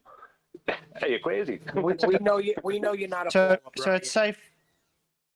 So it's safe to say these guys work only in dimensions that no one can see. The same with their geometry is based in a 2-dimensional construct that we cannot even. You can't present. physically. Sorry, you can't physically demonstrate it, but you can draw or basically help explain how it would be like in pseudo-Riemannian 4 space, and that's what they like to do. Sure, but that's what I'm saying. Hold on, Flatsoid's drawing a parallel. They're basing their geometry. It's drawing a parallel from the other direction. So from 4D space-time, length, breadth, depth, and time, to 2D orthographic Muppet vision, right, Flatsoid? Exactly. And they skip reality, which is three-dimensional. Perfect. I'd like to attack the mathematics. Y'all have attacked the science. The assertion that mass 1 is drawn to the center of mass 2, they lost the center of mass 2, so they don't even have it mathematically anymore. What's mass? Sorry, did everyone... Hold on. JC, Hold on before you ask, Mask. I know it's the second time, and JC. technically I'm overtaking your point, which you've asked twice, and you're right to ask it, Chocolate. But did everyone just follow what John just said and the implications thereof? He said, you haven't got the centre of mass 2. Presumably, he's going to highlight what we're missing because of the Black Swan to not have that. John, go ahead. Yeah.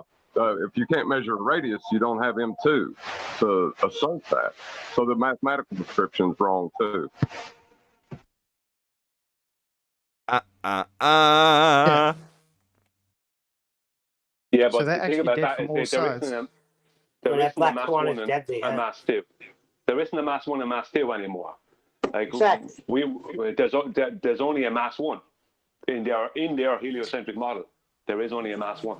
Okay, so if we not have to even a actually mass one. take reality, so if we actually have to take reality, which is three-dimensional, which they totally skip, they wouldn't be able to get their two-dimensional calculations or their four-dimensional gravity. Correct. That's To correct. do Adam, before you go, hold on, Adam. wouldn't it- Hold on, Adam. I just want to, because I wanted to direct this to you on Chocolate's behalf. So, it does, in this context, and I have said that every time, Chocolate, before you jump down my throat, the gas, which would be asserted to be mass 1, obviously we've covered mass 2 without a radius, so you haven't got a mass 2. But the assertion, under the assumption that you did have it, would also be applicable but violated if you use gas with an assertion of mass, which you would have in that paradigm, correct?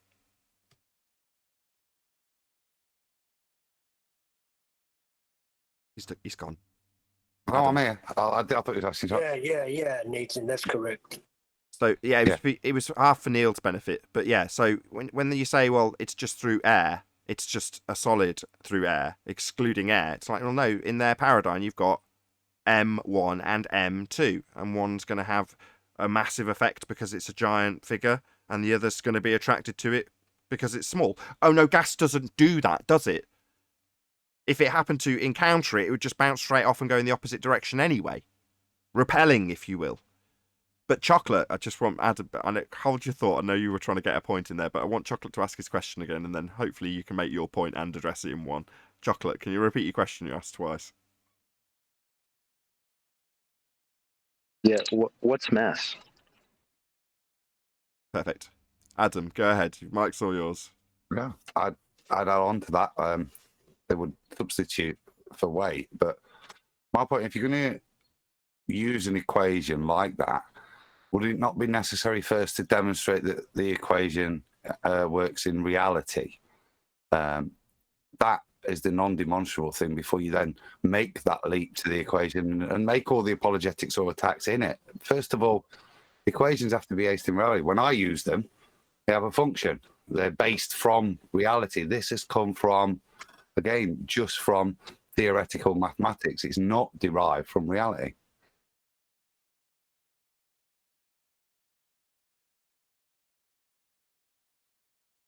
Well, I mean, we don't necessarily have to work at the really is level, so. Yeah, we do, though. Flat Earthers do. Globers, they don't have to work at the really is level. So George Musa, when he tells you can think of gravity as a force, not that it really is. Literally, it's not a force. End quote, George Musa.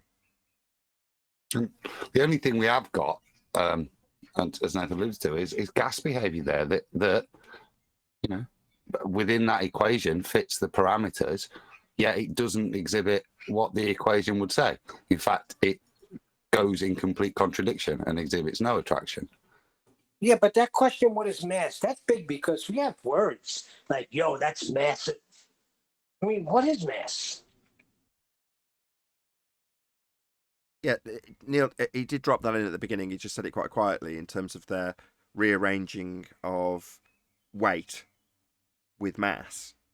But then you need the gas to go down, go boom, boom, and it doesn't. even though it's got their mass, and they even tell you that you can weigh a gas. Of course, you then ask them how, and they'd have to detail the containment it would require for them to put the solid container on a scale. But it's quantified with pressure when you're talking about a gas. In other words, there's certain parts of their equations that just fall apart because of their assumptions. Well, their assumption is it's attracting. The two are attracting, M1 to M2 in this particular conversation. But that means that gas would have to go down, go boom, boom, and it doesn't.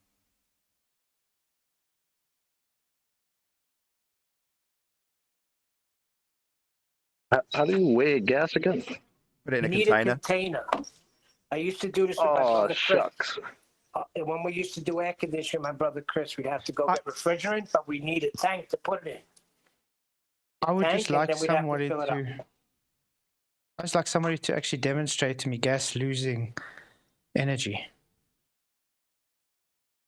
That would be cool. It doesn't. It's Cool it down. Well, it's still got That's how it's you do that. still got elastic collisions. Yeah, though. but that just loses.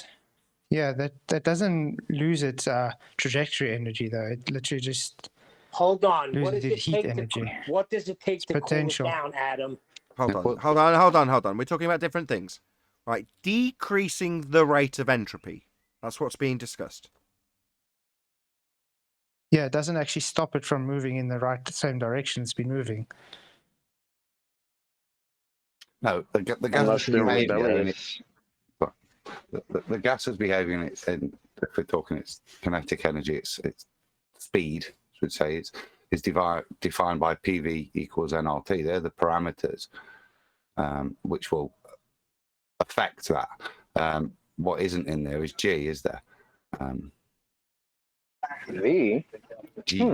Yeah, and I mean, as that the V. gas gets So higher to where they call the.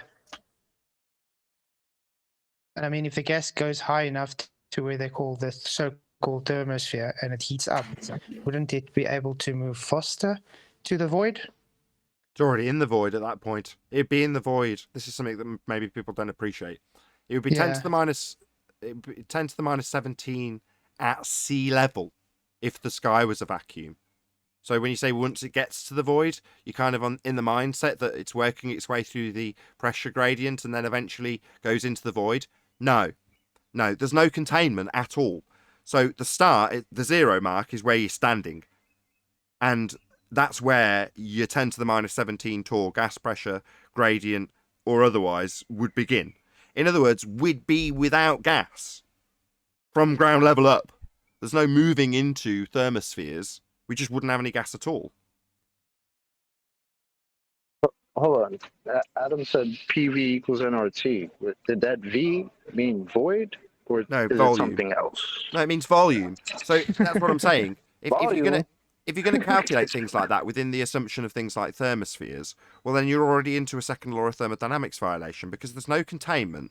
So therefore, if you're going to talk about, let's just talk about one happy gas particle, and it's coming out of the ground, and it immediately just dissipates in one direction and doesn't stop. So you never achieve gas pressure. There's no thermosphere to be claiming to be heating it up again to make it move faster because it's never been contained in the first place.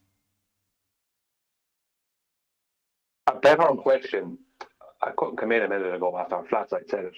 A better question would be, could you show me gas reducing in movement while held at the same temperature?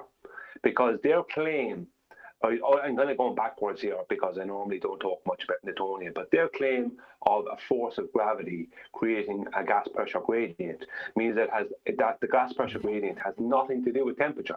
So what they're saying is that it doesn't matter the temperature of the gas, that it will be slowed down as movement and halted by gravity. So can they show how, no matter how high they take gas in a container that is kept at a constant temperature, can they show it slowing down in its movement? Well, no, They cannot. you're just rearranging PV equals nRT. Remember, they're inversely proportional, Brian. Yeah, you just It's rearrange. as simple as that. Correct. Yeah, but it's not my claim, it's their claim. Yeah, it stands in violation of natural gas, of standard gas law, and several natural laws, including the second law of thermodynamics.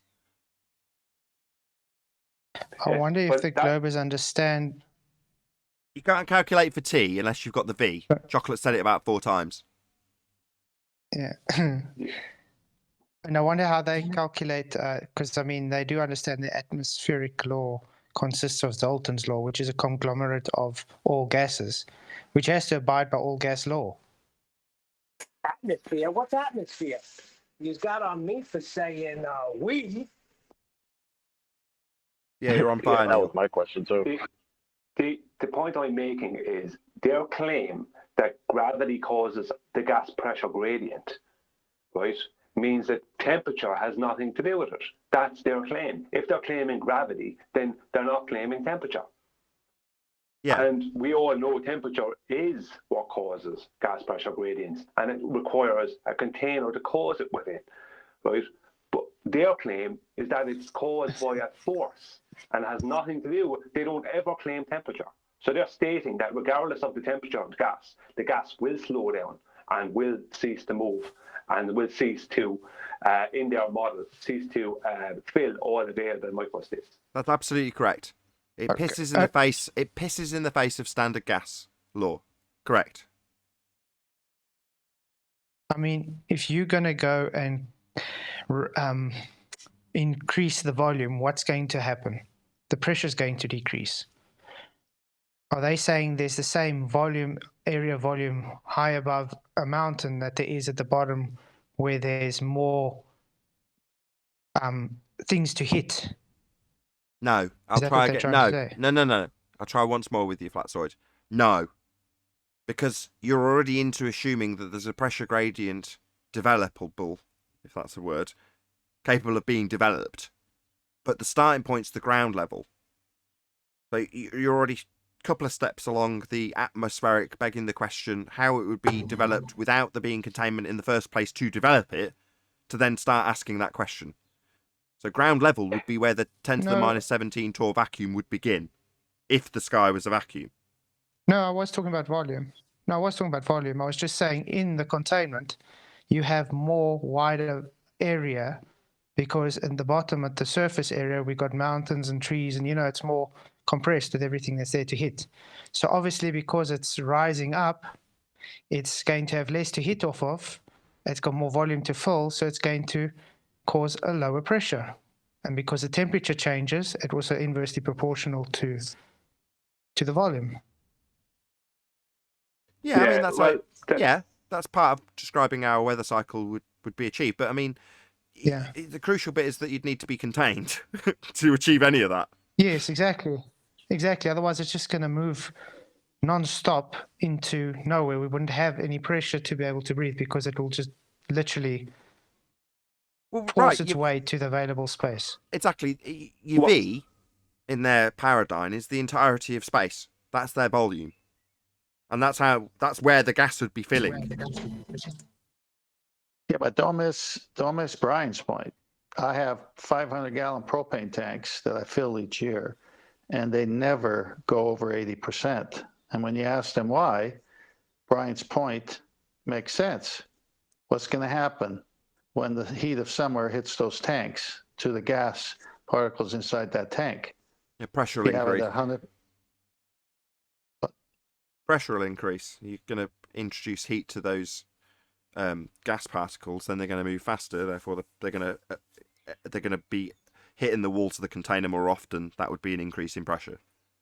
Correct. So the reason they fill it 80% and not anymore is they know, like yesterday was 110 degrees here. If that thing was at 100%, what would happen to that tank? Boom. Boom. Boom. See, their claim all comes back to a cause of weight, because their claim of a force of gravity originates as a cause of weight. So they're giving a downward vector weight to gas when they're claiming that the gas pressure gradient is caused by gravity. That's why in the heliocentric model, they claim when you go up high enough that all the gases start to separate into bands of density. This is what they claim. And they're claiming this due, they've never been able to show it, but they claim this due to gravity. But what really happens is that it just the warmest place is at the surface, and it cools as you go up. Now, there's loads of other things in there, like the boundary layers, atmosphere, boundary layers, and stuff like that. I know I said the word sphere, but basically, it's all temperature. The sun creates the gas pressure gradient, because the sun creates all temperature and movement of temperature, that being seasons. So consequently, what you have is a claim from them that a claimed cause of weight that was never validated in any way, shape, or form and was thrown out in 1915 by Albert Einstein is causing a gas pressure gradient. And that means you have to completely ignore Einstein and completely ignore the temperature that does actually cause the gradient. So their claim is weight is the cause of the gradient. That's literally what they're claiming, because they have a claimed cause of weight. Right, and then you've got the layers causing the pressure below, and when you get to the top, it was a couple of years ago that we would be having this explanation given to us by globe believers and asking them, well, what's at the top? What's it pressing on at the top? And obviously there's nothing for it to press upon on the top. But yeah, they have layers. Well, no, gas is anisotropic, inhomogeneous. It's a mixture. That's what we actually experience in terms of the gases. They're all mixed up. They're not developing layers. Gas does not do that. That's not what it's doing at all. But they have to violate that and say that essentially, when you said, well, they've got a downward vector, yeah, that's gas go down, go boom, boom fundies. That's why I say it. It's actually Thunderfoot that said it originally when he poured bouncy balls into a fish tank and said that's how gas behaves. It goes down. Yeah, Dalton's law. It's a conglomerate of gases. Well, my question is this: if gravity is the cause of the weight of the air, like, then wouldn't weight be radiated too? The higher up you go, shouldn't that change? No, because wait, that's not what's happening. Gas isn't going down, go boom, boom. It's not got weight. You'd qualify it with pressure. If you heat it up, it goes faster, collides with the container more often, therefore more pressure, like discussed with the propane tank. But in terms of weight, that implies a downward vector. If you hear a globe believer say weight, they are automatically inferring gravity and saying things go down. That's the way it is. You're going to tell me stuff doesn't go down? I drop a pencil, it doesn't go down. You go, yeah, but the gas doesn't. If you release a helium balloon, it goes up. No, that's because the gas around it is going down. Oh, really? So there's magical gas factories in the sky and gas is raining, that's liquid, down upon us, is it? To force the helium up? No. Gas is expanding in all directions and mixing up because it's not bonded. There's nothing to stop it from getting between other gas particles if you've got a mixture of gases, as we do. So it's an anisotropic, inhomogeneous mixture of gases, not layers, not going down, go boom boom, not a downward vector, not gravity, not M1 attracting M2. None of those things apply to gas at all. In fact, all of those things stand in violation of how gas actually does behave. That would be natural law descriptions of gas, including PV equals nRT in the second law of thermodynamics. And you also say it's elastic collisions, and also it's elastic collisions, so it doesn't transfer any energy. Well, that's a problem because the flat earther had said that to my son, that gases are in layers, and he never let that go.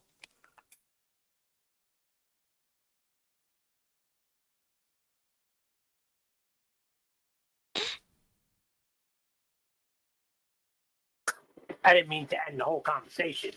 I'm just saying he was told that gases were in layers. You would have thought by now, all this talk we've been doing, one of these guys would have jumped in and said, guys, you're all wrong. Here's the validated evidence for gravity. And boom! The bouncy balls. You see, that's why I don't like it when the guys, even the flat earthers, bring up buoyancy, because they immediately evoke gravity when they talk about buoyancy. Correct. They don't. That's why I always they don't correct them and realize. say- Yeah. Because they're still in 2016, man. That's why I But it's always even the correct them and Globebusters. say- There's a lot of Globebusters people still preaching in this. 2016. Oh, well, forget Yeah, about but see, this Globebusters. is where Globebusters preaching buoyancy. They're doing it deliberately to confuse the topic. They're not doing it because they know buoyancy is correct. dependent on gravity. They're doing it intentionally.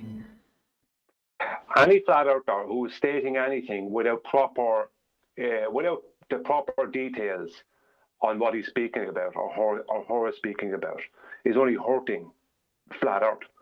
If you're going to be saying buoyancy, then you're invoking a force of gravity by stating that. And if you're a flat earther stating that and using buoyancy as part of your description or whatever or something, and you're not specifically talking about the fallacy of a force of gravity, then you're hurting flat earth. Flat earthers need to get they're always being caught out on this. I listen to it all the time. They need to get their facts straight. Because the ballers have their facts straight, because all they have to do is memorize all this rubbish. But the flat earthers constantly get their facts wrong and start saying things like buoyancy within debate. Unfortunately, a lot of that does come from certain channels that will remain nameless because we don't want to personalize it, but we all know who I'm talking about because they do push disinformation in the guise of flat Earth. It's nonsense. I think it's laziness, Anthony. I hear a lot of flat earthers who don't go over to that channel and they spout out a lot of stuff, and it's just pure lack of research. Lack of proper research. That's what it is. They don't have. Yeah, but we've all been there, right? We've all been there. Yeah, but they continue to do it. You know what I mean? You have to get your facts correct. And the worst thing is you could tell some of these people, and they go, yeah, and they'll go on next week and say the same thing. And then in 2 years' time, they'll have their facts correct in 2 years' time. Wait, handed them Okay. I'm very glad you guys are not talking about my channel. Guys, just one second. Just one sec. Yeah, about those. Let's think of a different example. You know, there's people that go and visit haunted houses. Yeah, doesn't matter, man. Yeah. You watch their shows, you get irritated by them, you put in your comment section about how they're stupid and ghosts not being real. You make your video reactions to them, and the following day they're still telling those people all about it. Right? Outrage, isn't it? Nathan, that doesn't affect our reality. You know what? You're doing this again, Nathan. You're doing it again. I'm getting real upset. What? That does What? not What's going on? affect our reality, Mr. Nathan Oakley. But stating things like there's an ether and chill, goes dude. down and goes boom boom and all of this other nonsense. Actually, I'm enjoying and telling Nathan exactly where to stand. You got I like that. I like it. Go ahead. Am I being oppressed? Subscribe today, Nathan Oakley. What's going on? I don't really understand. I've only heard mutterings from Neil. He sounds a little annoyed with everyone else talking to him. Hold on, everyone else. Everybody else except Neil. Just keep talking, I would. Just keep talking straight through me. Everybody else except Neil, I want to be quiet so I can actually hear Neil's objection, because I haven't got a clue what he's talking about. Go ahead, Neil. Haunted houses and shit like that has nothing to do with our reality. So who cares? These guys stating these things on these shows, Ballbusters or wherever, with this ether nonsense and gas behavior, and they can't validate anything, but they're pushing it as law. I have a problem with that, and I have a problem that you don't want to address it continuously. This is how the ball got started. I will address it when you're done. I'm done. Okay. Now, I don't know what you're talking about because I don't watch those ghost channels. I don't watch them. I don't either. Let me try. But I hear about it. I hear about those ghost hunters as well. It does. When I hear about those ghost hunters and people come here and they say, "Do you know they're still out there? Right? They've got an EKG machine and a plasma detector, and they're in the haunted house. And they're telling their audiences. This is obviously very triggering to everyone in G+. Yeah, so they're in there, and I get told all about it. And do you know what, Neil? One of those people in the ghost hunter channels, right, that are looking for ghosts in haunted houses, has read one of my comments and seen one of my reaction videos, and they talked about me.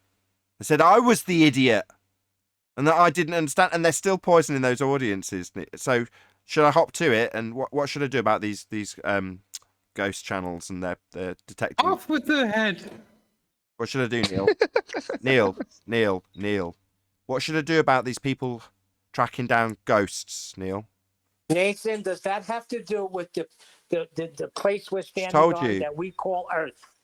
Just told you, they're talking about me, and they're talking about stuff that they're experiencing with cameras. It's not like they're doing this in geometric maths that doesn't exist or pseudo four space. They're out in a house, man. It's our reality. Okay, show so me they about. Neil, I'm trying to tell you, they're telling you that this is your reality. We're trying to explain about how the supernatural is like having the knowledge of the witch path, for example, by way of experimental validity. That's the supernatural. They're telling you that supernatural, spooky, wooky, boasties. Ghosties, man. Neil, this is definitely related, and are constantly getting told about how they mention my name, and they talk about the supernatural in a context that's definitely not conforming with my view on it. So what should I do about these ghost hunters, Neil? Let's get them now. Well, we got the muscle. Let's get them now. How? How are you gonna get him, Neil? No. Good. The Godfather's always You say it in jest, and yet it's going to get used against you. What was the reaction when he said that? What was he told? Let's hit him now. Let's hit him hard while we've got the muscle. What was he told? No. Why was he told no, Neil? Because he had to find out. The problem is, it's just going to go to he said, she said. Look, no, this is going to turn into. It's going to turn into Godfather's always right. Sorry, Neil, I'm rumpusing you. Why did he tell him no? Because he needed to find out who was the betrayer in his family, and he wanted to keep his enemy close and comfortable. Well, isn't that interesting? Well, Nathan, you're saying, what are you going to do? At least one thing with the ghost topic. What are you going to do? Who are you going to call? The spirit of the Ghostbuster Busters. That's who you need to call. That's trademarked and copywritten. I'll edit that out after. The Double Busters trademark? Who are you going to dial on your mobile phone? There is no copyright infringement. This comes on to, why do you guys worry what other people's opinions are? Hold on, If the reality is not, if it's not Neil. Neil, if it's not reality, then why are you worrying about what they think about? There's this word. No, that's not what It's Neil very. is saying. I'll tell you why. I'll tell you why. Because it's very important to certain individuals who won't be mentioned. No, I won't do it. Actually, I will actually not mention them. That society conforms, and that we progress this discussion and realization we have as individuals to a wider societal understanding. It's very important that we convert the matrix. Hey, Brian. Do we sound worried when me and Brian talk? Do we sound worried? Angry? Because not worried. Neil, it kind of. Sorry, I don't want to put you guys down, but it kind of sounds like you want them to be converted to your opinion. No, I want them to shut up and like to validate something. Yeah, that's right, Neil. I want them to shut up about when they talk about the supernatural, and they're not talking about knowledge of the witch path. So you still haven't told me what I should do about these people who are in the houses with their EKG detectors that are talking about me and lying about the supernatural, Neil. It's a bloody outrage. What should I do, Neil? Because Neil, don't you think we should be better than them to try and because that's more. It's like you're trying to recruit them to your belief. That's how I feel about it. No, that's not what he's doing. That's, I mean, when someone asks someone a question, why do people think that's the time to say something else? Flatsoid, you're way off base, Flatsoid. Way off No, look, base. I understand the information is wrong, but why No, are you you said getting the so same personal about it? That's the You're only thing all that's- avoiding the said question that me and Nathan asked. What are you going to do about it? I want to address Well, this here, right here. Hold on. You said the same thing when a brother of ours, a Christian brother, was on the fence again. And you accused me of being too aggressive and this and that nonsense, and you were totally off base with that. So you're off base, Flatsoid. Off base. No, I'm not. I'm just saying, why are you taking it so personal? Because the thing is, you taking it so personal is the same as what the ballers are doing. It's like you're trying to convert them to what you wanted, what you believe to be right. What makes your opinion better than their opinion? Validation. See, but Neil, Yeah, they this need is to what you're missing, validate. though. They need to validate the ghosties, don't they, Neil? We should tell them. Let's get our pitchforks and tell them they need to validate that supernatural as the actual supernatural. We need to get on this right away, Neil. Neil, before it's validated, what is it? The just so story.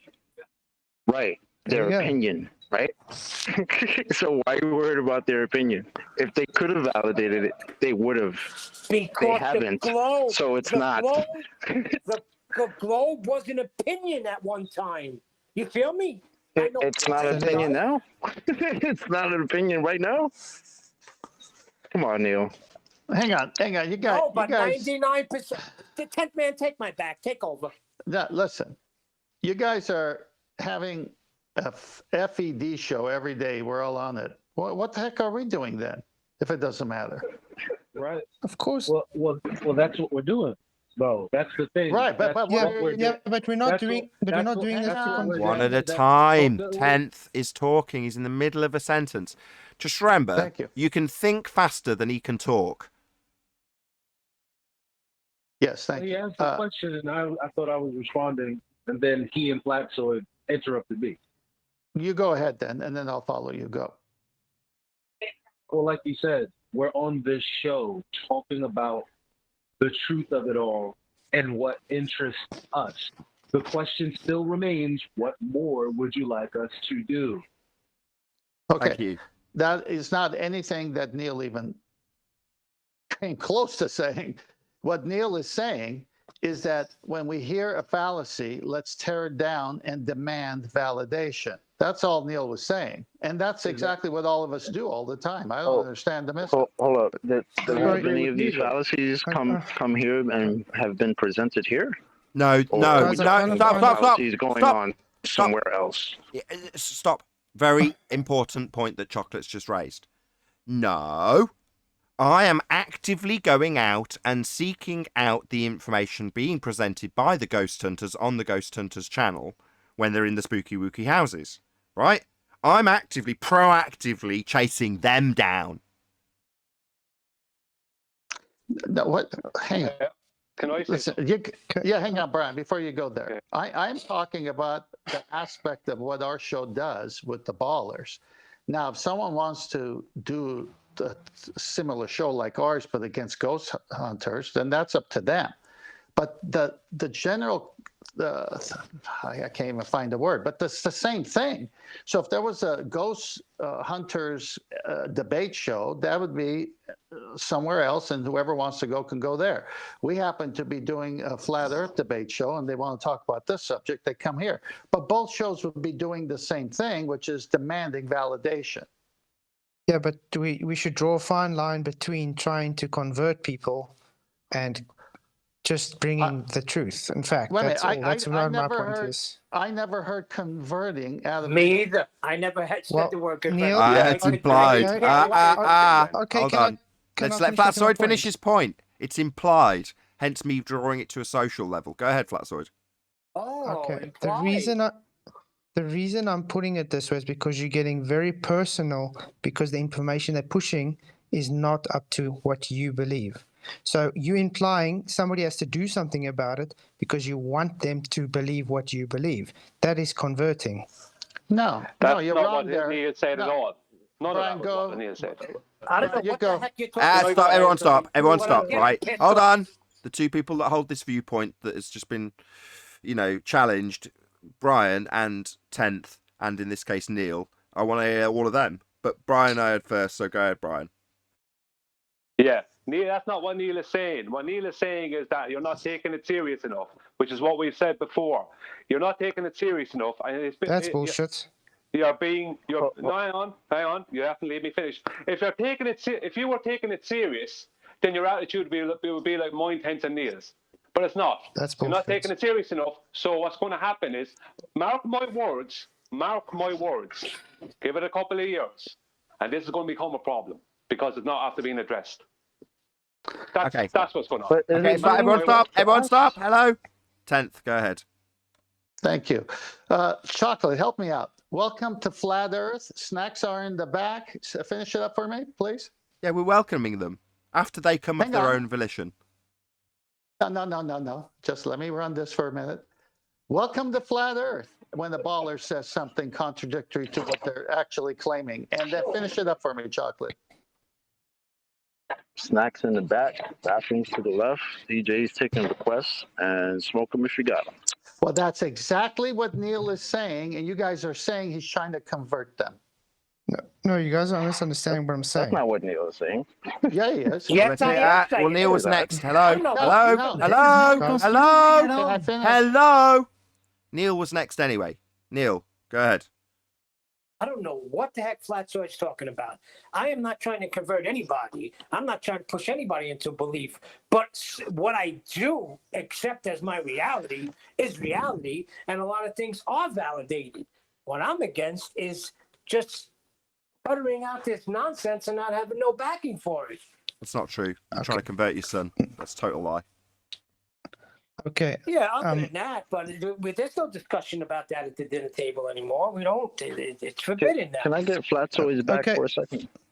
Well, yeah, I want to hear from Flatzoid after Can I you. ask a question? Yeah, Chocolate, go ahead then, Flatzoid. Go ahead. Neil, so whoever you're talking about, ceasing and desisting all activity of what they're doing that's upsetting you right now, how does that change your reality? It doesn't, but what we're saying is if Thanks. it's not nipped in the bud, it can become a problem. It can be. It can. Thank you, Neil. You've said that 3 times. Yes, it can become a problem. Yes, but where's the problem rooted? Well, it's rooted with you, right? In other words, No, it's not. Neil, please, No, it's not. I please, totally disagree. hello. So, in the same way, when I'm trying to compare it and contrast it, who's got their mic wide open? Flatzoid, please. Guys, can you have some mic discipline? It's difficult enough keeping control of you as well. Right. I'm trying to compare it and contrast with a situation where I'm out proactively subjecting myself to the information about what was the contrast? Supernatural, right? Something we definitely do discuss. So this is a comparison. Now, everyone's just hand-waving it away because we're not chasing after the people talking about supernatural ghosts out of context. That's the nature of our reality, definitely part of the show, but we're not chasing them. Well, why? Well, because they're not part of any of our sphere of influence. Who has control of your sphere of influence, Neil? Who has control of that? Well, that's me. I have control of my influence. Bingo! So when I say, I didn't know about any of this isn't a problem for me, that's not ignorance is bliss, me sticking my head in the sand.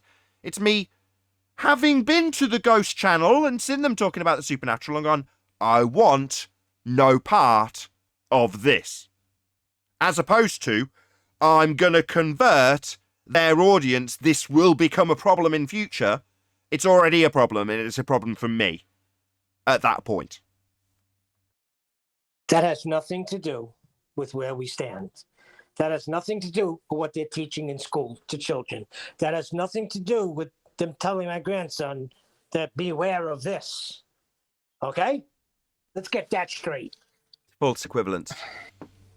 None of what we're saying is being taught on the Ghost Channel. It's being taught in schools, and neither. Hello. Can I finish? False Hang equivalent. on, hang on. Hello. The false equivalence is from you, Nathan. No, it's not. You're making the false equivalence right How there. is it a false equivalence? How is Ghost Channel a false equivalence? No, you're making the false equivalence with Neil's motive. Okay, can I finish my point now? Hang on, let's finish this first because it's unfair. Yeah, but it was already Okay, said. go I can finish your after point. Neil. Go finish your point, and Okay. then I'll come back to the false equivalence. Okay, maybe I'm being a bit harsh on you guys, but but it is literally looking to me like you guys are taking it very personal because they are teaching something contradictory to what you believe. Show me That how. is Where's the called- video? Not about belief. Neil, I'm Show not me a talking video. about- and I Yeah, you're not taking it personal at all. Not at all. Jesus, I guys. love this. Hang on, Guys, it's not about belief. It's okay, about okay, Brian. evidence, Flatzoid. They are not supporting Thank their you. claims with evidence. You guys That's are the point. misunderstanding. I'm not. And in point, I know hang they on, don't have leave me evidence. speak. I'm Leave still me speak. talking, Brian. I'm still talking. But you're after saying something that is I not was correct. It's still not busy true. talking. Okay, this is No, going to descend quickly unless I leave way for Brian. Go ahead, Brian. Yeah, it's not about belief. It's about evidence for your claims. They're not supporting their claims, just they're pumping it out there all the time. And what's going to happen is that we're not addressing them not supporting their claims. We're not. What's going to happen is somewhere down the line, their dielectric nonsense is going to become the mainstay in some way, shape, or form and cause us problems. We'll have another uphill battle to fight because we'll be fighting against their nonsense when we get past the ballers' nonsense. It's called an appeal to That's what future. Neil's trying to say. Hello. Before Flatzoid goes, it's called an appeal to future fallacy. So no. Go ahead, Flatzoid. Okay, first of all, telling me I'm not taking it serious is totally bullshit. I have a channel contrary to what you just said. Secondly, everything you guys saying and showing with your behavior is validating what I'm talking about. Agreed. We do definitely have a problem with them pushing the nonsense they do, but it's not onto us to go and hold their hand to teach the right thing. They have to validate it to the audience. Show me where I'm doing that, Flatboy. If their audience is too gullible Why don't you not to try go to and stop see, yelling? yeah, if their audience is too gullible not to go and it's test the it way for I do it. themselves, That's the problem. That's Okay. always if been their a audience problem. is Right, Neil, I'm sorry, well, you're too Neil, soft-spoken everyone for me. How stop a about second. that? Cool it Everyone stop. down. Neil, you're talking. I know you're obviously passionate about this, but you are causing audio chaos now because you're talking through every reply. because the thing is, if their audience, Like now, if their let's audience try that is once more. Neil, take a few breaths. Count to 20, please. Because the moment Flatsoid started to talk, you did it again, and it's becoming you can't hear anything. No one can decipher what's being said. I know. Now you're doing it to me. Okay. Go ahead, Flatsoid. Okay, that's what I'm saying. If their audience is too gullible to be able to do the research and dedication to themselves like we did, then it's on them, not on us. Why do we want to be associated with the same with the Globies does? Because they are literally seen as a cult. If you don't see a thing a certain way, they see it, then you are wrong. This is exactly the same behavior which you're giving now to them. I say let's just leave them. I say let's just leave them like it is. When you're done, hold let me on, know. hold on. Just let Flatsoid get to the end of his point. Then let Neil respond. Then I had Brian pipe up, so I'm sure Brian's got something to add. Yeah. Just let Flatsoid get to the end of his point first. Then Neil. Because I just say I don't want to be reeled in with a new type of tag saying we're trying to convert people because they don't see the same opinion as we do. That's all I'm saying. So I hope you guys aren't taking it personal. I'm just giving my opinion based on this. Okay? That's not what I'm saying at all. Opinions are for assholes. We all got them. That's number one. Talking about validation again. You keep saying, see it the way we see it. No, Flatsoid, see it the way it is. Are we not in the front? So they must see it the way it is. So you aren't forcing Neil. So they must see it the way it is. But you're saying you're not trying to force your opinion on them. Yeah, you are. That you've just declared it quite boldly. Well, that's the same thing that we do every single day. That's a globe mentality. It is the same thing as tagging a glober with their no validation of the model, and it's the same thing to say dielectric with a bullshit and not have any fucking proof for it. It's the same thing. No validation. Really? Hold on. Hello. Okay, hello. So they're teaching this in schools then? Wow, I didn't know that. When did they start teaching dielectric incoherent acceleration in schools? I didn't say that though. You said it was the same.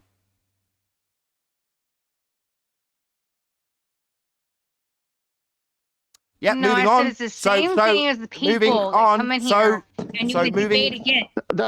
Hang on, there's nothing wrong with what she said. She's making a comparison that it's the same thing that's happening in schools, meaning not that it's happening in schools, but that they teach in schools things that cannot be validated. That's what she's saying. So not being taught in schools then, not the same, not subject to the entirety of the Western world. No, she's in not fact, saying that. Hello. In fact, only a very small, very, very small niche community of people are not subject to the Western world. Starts out small. Sorry, I don't even believe what sorry, I'm which group? Just for you Neil. guys, Hello, for Neil. Sorry, for Neil. My bad, Arwen. My bad.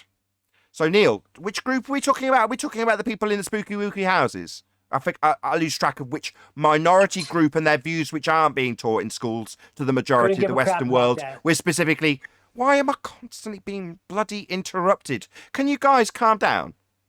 Please. So, which group are we talking about?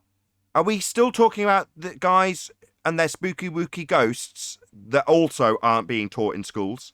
Should we focus all of our attention on that? Because that's a much closer comparison, I think. I made it.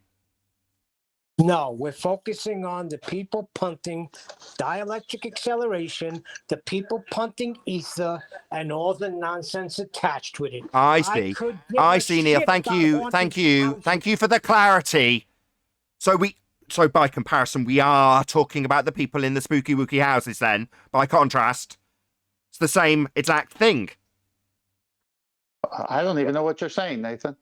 No, I don't know. I What don't I don't know either. where you're Well, going. let me This is a explain. straw That's man. all right. I can A enlighten big you. straw man. It's No, not a you're straw none man. of you are No, understanding. it's None of not. you If I could understand. explain, as opposed to you constantly then saying it doesn't make sense and then talking non-stop. We talk about something specific here. In the nature of our reality, we have the supernatural. We detail it frequently. Now, that particular aspect of our world is being discussed by the Spooky Wooky Ghost Hunters. And guess what? I left a few comments pointing out what supernatural really was, and they mentioned me on their show. They told me that the Earth was a sphere. It's bloody outrage. We need to get over there with pitchforks to this minority group that doesn't affect the majority of the Western world, and we need to tell them to validate their reality because they're poisoning their entire audience. Some of them overlap with us, did you know? I think, again, you're not understanding what we're talking about, Nathan. Great rebuttal.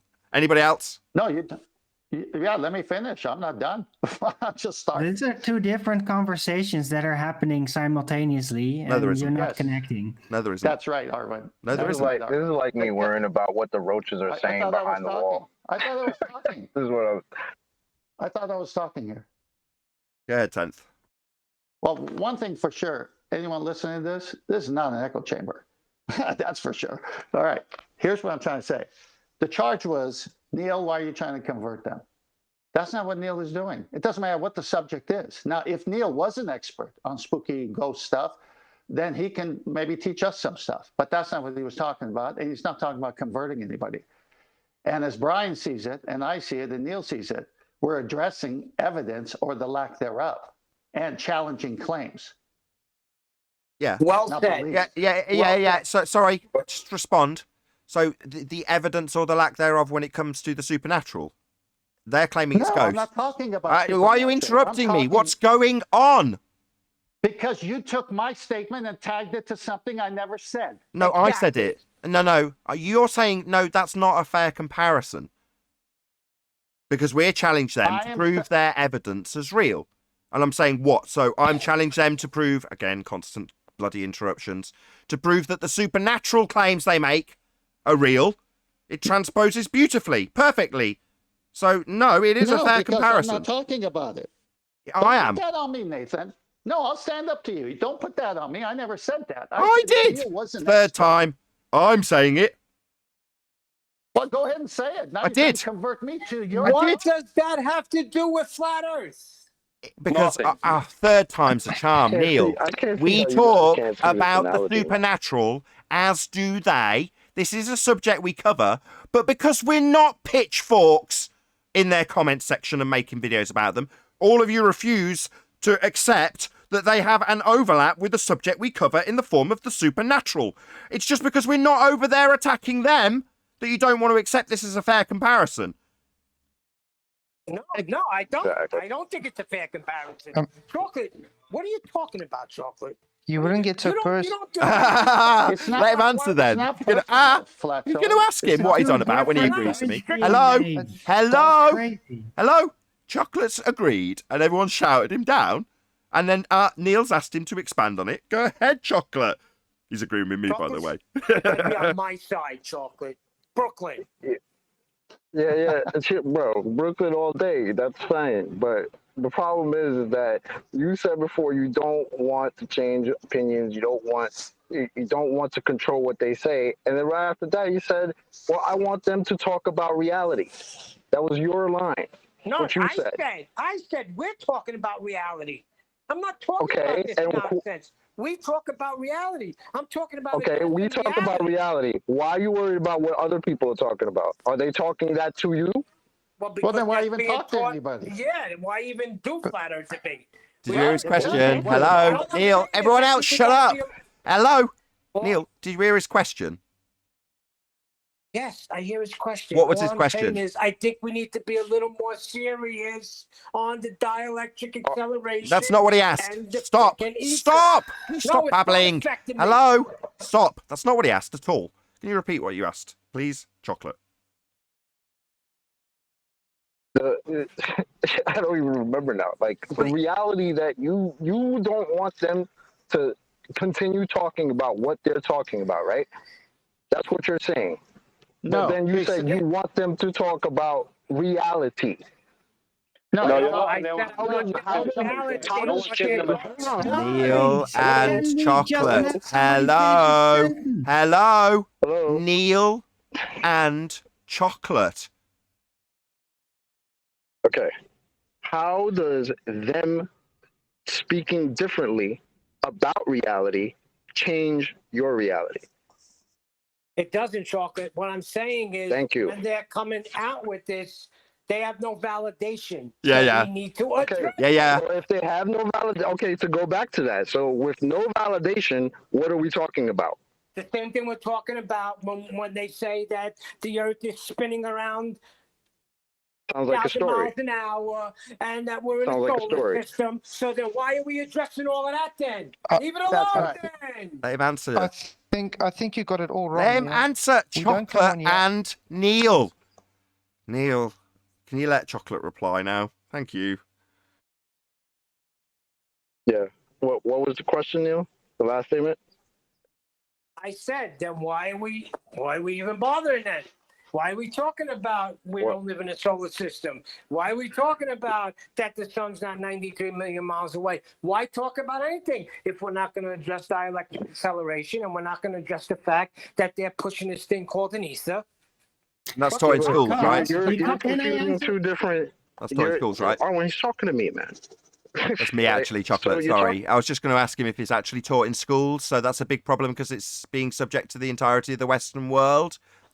Like incoherent dielectric acceleration is constantly taught to everybody and put on the adverts, accepted as the worldview of the Western world. That's right, right? No, it Look isn't. at how many people follow Ken Wheeler. And how did it get that way? So, And how did let me it get it. that Hold way on. to the entire Hold on. Western world? Hold on. So Ken Wheeler. Oh, right. Another comparable like my ghosty woasties. Right? We could compare it to Ken Wheeler. Yeah, we could. Are we banging on Ken Wheeler's door all day long like we are now? How did it get that way, Nathan? Nathan, how did it get that way? Exactly. Nathan, how did it get that way? 99% Western world. How did it get that way? If it Sorry, didn't start. with my one place? bad. Sorry, you're going to utilise the same fallacy that Brian used. That It's would not be a fallacy. My bad. know how they got that My bad. So that would be the same you're fallacy. taking a personal Maybe 30 more attempts. Yes, it is a fallacy. It's an appeal to the future fallacy. So what? Because the heliocentric way has got into the Western world and is educated children, as per my example. Eventually, in the future, that will be the way with this that you're attacking now, even though that's not the case. No, that is most definitely a fallacy, 10th. Same fallacy No, Brian used.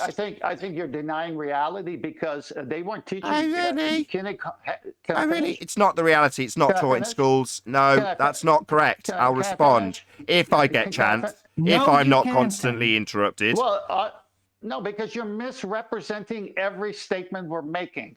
You appeal to the future. You used the idea that because it has become the way of the education system of the Western world in heliocentrism, it will therefore potentially be that way for incoherent dielectric acceleration. That is an appeal to the future fallacy. You don't have to like it. I don't, that catch-all phrase, you don't have to like it. Dies That right here. that is what Neil basically did, Dies though. right here. No, Because he that's- said you guys- if we don't No, it's start, not if we chocolate. don't stop them, Chocolate, no, I'm listen. talking. Chocolate, He I'm said it. I didn't say if we don't stop I'm them. gonna be a fucking Everyone calm down, right? Everyone stop. Okay? Everybody stop. Let's take it away from the personal subject and let's just focus it back onto my example because I want to. So, rather than incoherent dielectric acceleration, I will now use the same appeal to the future fallacy with my example, which has been constantly hand-waved. Because of the teachings of the ghosty woasty crew, eventually they're going to be teaching people that the supernatural's actually ghosts, 10th. Obviously, they started teaching heliocentrism somewhere, and we must stop the ghosty woasty being taught in the schools because that's where it's going to inevitably end, isn't it, with my appeal to No, the I future never said fallacy that. that's I now never being said that. interrupted by the person who wouldn't accept it because 'Cause he's you're putting triggered words about in it. my mouth. Yeah, you are going to putting interrupt words- this, right, 10th? I have to use my mute button on my own side because you're now talking through your appeal to the future fallacy being highlighted to my audience. You're funding muting me, basically, aren't you, 10th? Nathan, don't You're misrepresent. funding muting me, 10th. You're misrepresenting. No, I'm not. It is an appeal to the future fallacy to say that the ghosty woasties will eventually be taught in schools, so I better attack it now. That's what you're doing with incoherent dielectric acceleration, and then funding muting me detailing that fallacy. Why are you trying to convert me, Nathan? Dude. We're not talking about. Come on, ghosty woasties. What the hell, No, I man? don't. Talking I about that. I never took it that far. Hang on, this can be done quite well and easily. I never took it that far. If I say I'm being misrepresented, you should say, "How have I misrepresented you?" Rather than talk over me. But you're not going to ask that question because you say you don't have to like it. Well, I don't like it because you don't see the analogy. Isn't this all about we have people in the community? Can I say something to Nathan there? We have people. I heard all Stacey first. Hello. Sure. I heard Stacey first. Sure. Hello. Go ahead, Stacey. I think it's more about that these people are truthers in the community. We are supposed to all be talking about validation. That's what we support. These people are not talking about stuff that they can validate. It needs to be called out. They're not coming in here though. But if they come in here, I expect them to get the same fire that I would get if I claimed some bullshit that I couldn't validate. I At totally the same agree. time, yes, we need to stand up against what we can't prove That's in right. reality. I completely agree with you, Stacey. Yeah, they should be validating it, you know, because eventually they're going to teach about these ghosty woasties in school. So they should be validating this stuff, shouldn't we? We should be addressing the ghosty woasty people, right? Why'd you say that? Because it's a comparison that's exactly the same. I've juxtaposed it about 5 times, explaining that we cover the supernatural and so do they. But yet we're not beating down their doors, and every time I point it out, I just get a lot of interruption. Who's beating down anybody's door? Hold on. This started with me. Let me speak. Are we talking about, do we do flat earth debate or do we do ghost hunters? What the freak do we do? We do flat earth debate. Okay, so keep it on flat earth debate. Dielectric acceleration no is being shit. punted. Marvin, come on now. Can I Okay, finish? Neil. Dielectric Neil, when we acceleration is being. Can I? You know what? I'm done. That's it. Go ahead, Flatfoot. Sorry, you've been talking for the last 10 minutes. All I want to say is we come on the show. Whoa. 10 minutes. Oh, really, guys? Can I just talk, Neil? He didn't. Please. That's completely incorrect. He only started talking. He hasn't been talking for ages. Oh God, who When we cares? come onto this, when we come onto the show, what do we do? What do we do when we come on the show? We discuss the nature of reality. The globe empirically. We ask Okay. questions. We ask Exactly. Do we do it empirically? Now, we are not here like that side trying to convert them. I understand you guys are passionate about it, but to get angry with us because you are getting angry because they are not teaching what you believe. Misrepresentation. What the heck? It's not a belief. Anybody let Yeah, anybody wait, finish guys, for I'm once still in their talking. goddamn life. I'm still talking, Take it okay? off, It's David complete load I of will freaking blaspheme. I'm totally sick of this. Can you just let somebody finish a sentence? No, One. don't blaspheme. You're funny saying that, Owen. I'm trying to find out a way to word it better for you guys because I understand you're very convert. passionate. Don't say But you convert guys, then. God, you, Unbelief. Ten. Don't say those You two guys- words. Neil, Guys, this is becoming unlistenable to my audience. Seriously. It was very difficult to have my friend Flatzoid say something that is not representative of what we're saying. I'm trying to put it in words to make it, but it's a bit difficult when you guys are so passionate towards me. No, it's not that. You are Cutting me out every misrepresenting by time using the because word I'm convert. Don't I'm not- toot your own horn, Flatfoot, please. Yeah, Flatfoot, I take tell it you the what, way you Neil say and it. Don't Tenth. say Neil and convert. Tenth. That is the 3rd attempt Flatzoid's made with you interrupting him after the 2nd sentence. He's saying he's prefacing what he's saying by saying it's hard to say when you constantly interrupt me. That's a lead into something that he's going to make as a statement. But then you challenge him before he actually gets to make the statement out. He's had 3 attempts, and every time Neil, Tenth, you both interrupted him. He just wants to get his words out, and everyone else on the panel, Arwin included, Brian included, when you want to discuss how the structure of the show is going, that's not helpful, right?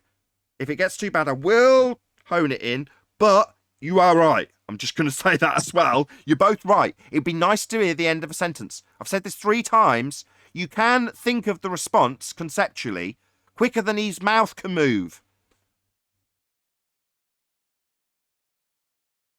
Okay. Like I'm saying, I'm not trying to be personally attacking anybody, but the way you are coming across is a form of zealotry.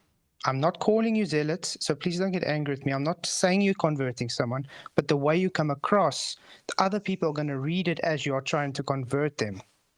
That's all I'm saying. So you do know we are all passionate about this. This is the reason why we come on here and we talk about this subject. I'm not saying it's right that they're doing what they're doing.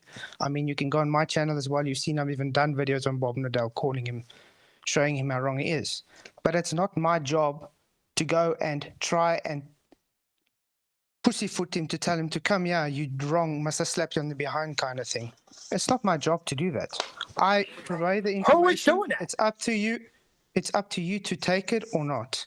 But the way you purveying it is, it's my opinion, your opinion's wrong, so that's it. You've been talking for the last 10 minutes.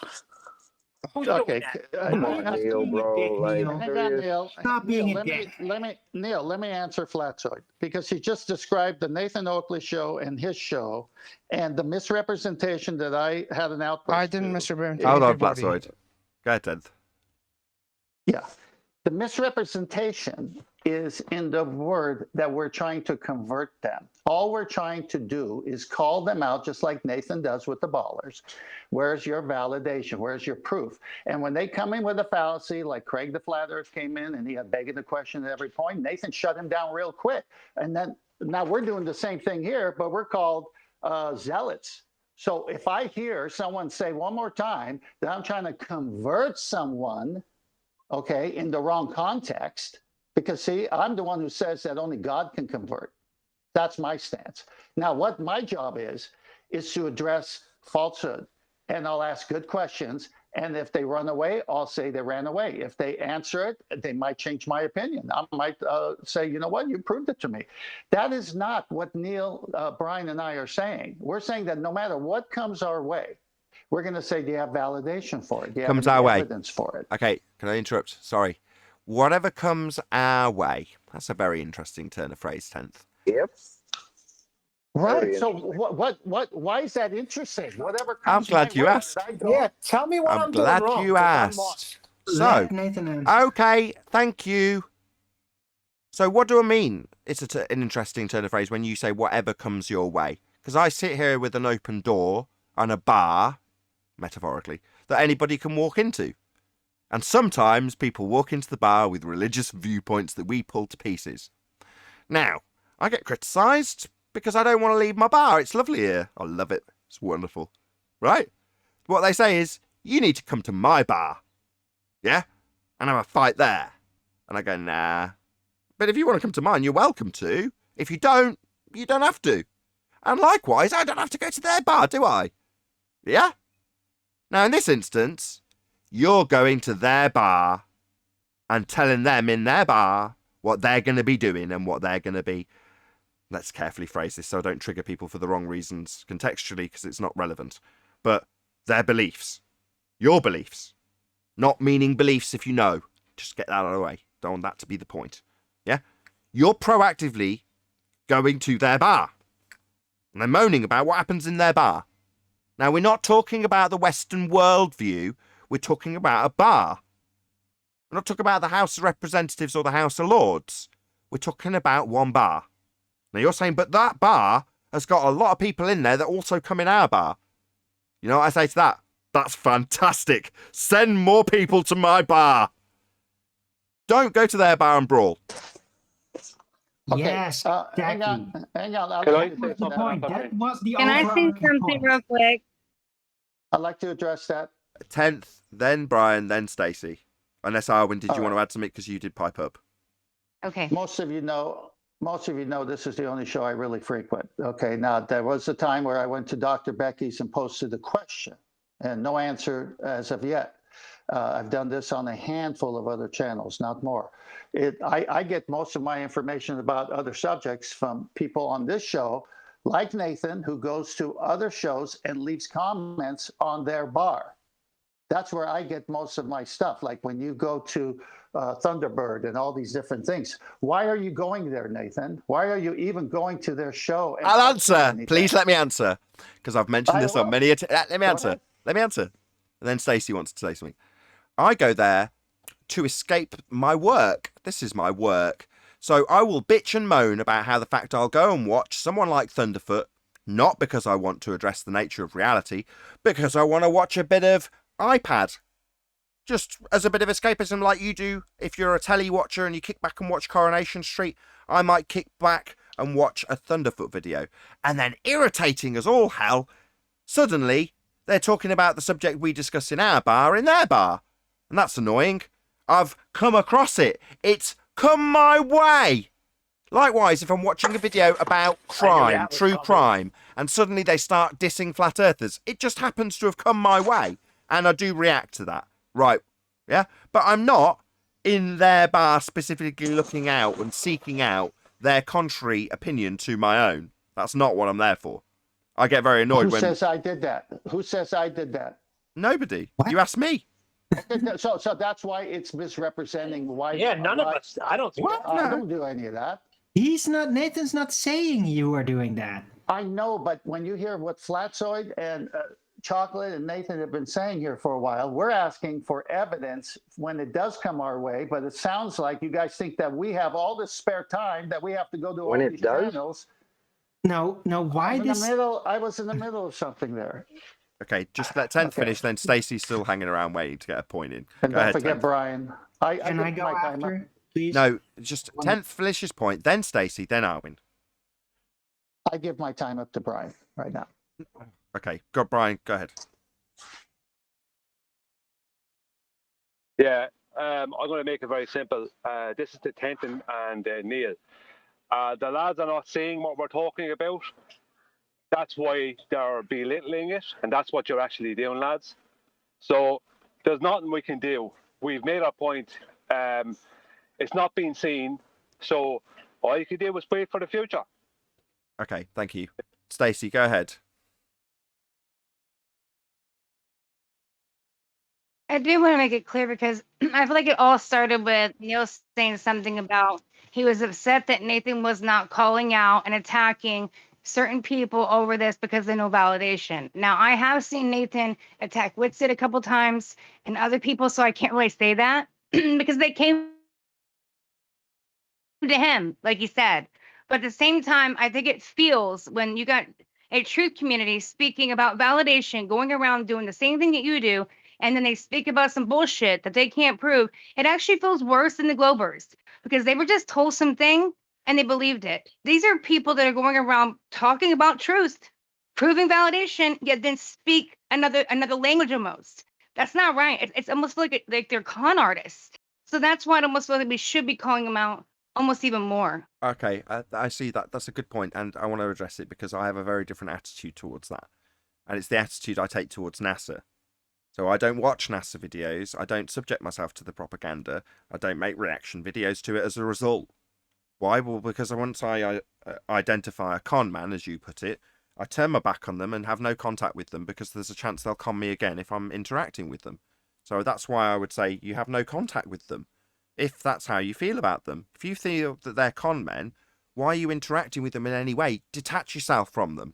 Otherwise, if they are con men, and let's put it in a metaphor, it's in some seedy backstreet bar where you've got card dealing going on and you've got con men in that context, and you're there arguing with the dealer about how he's a cheat, and then the police raid the place, you're as much involved as everyone else, right? You're there, you're doing it, you're arguing with the people. In the same way as if you're actually out at a cult and you're inside the compound, inside the fence, metaphorically you being there on their channel, in their bar, etc., etc., and you're inside the compound arguing with the nutter that's ruling the roost, telling him how he shouldn't be telling these people and converting them in the wrong way. It's like, I would say, no, detach yourself and run away as far away as possible from those people. As soon as you identify them as deceiving you, as if you've accepted that as that is what they are doing, as far as you are concerned, you need to remove yourself from those people's company immediately. That's what I've done. I'm not just giving this advice that I don't follow. I just want to say something quick before you go to the next one. All I was saying was I think you should just take it a little stronger, Nathan. That's all I meant. It needs to be attacked a little bit stronger and not just dismissed. That's all. Well, as Stacey said, when it came my way, in this case Whitsit, who I've got to be honest, I think I see him as an adversary, right? You got to look at it how it is when they come, and that's how it was when he came. Well, he got dealt with the same as anybody else got dealt with here. He came our way, punted his stuff. On the other hand, he's on our side, right? Yeah.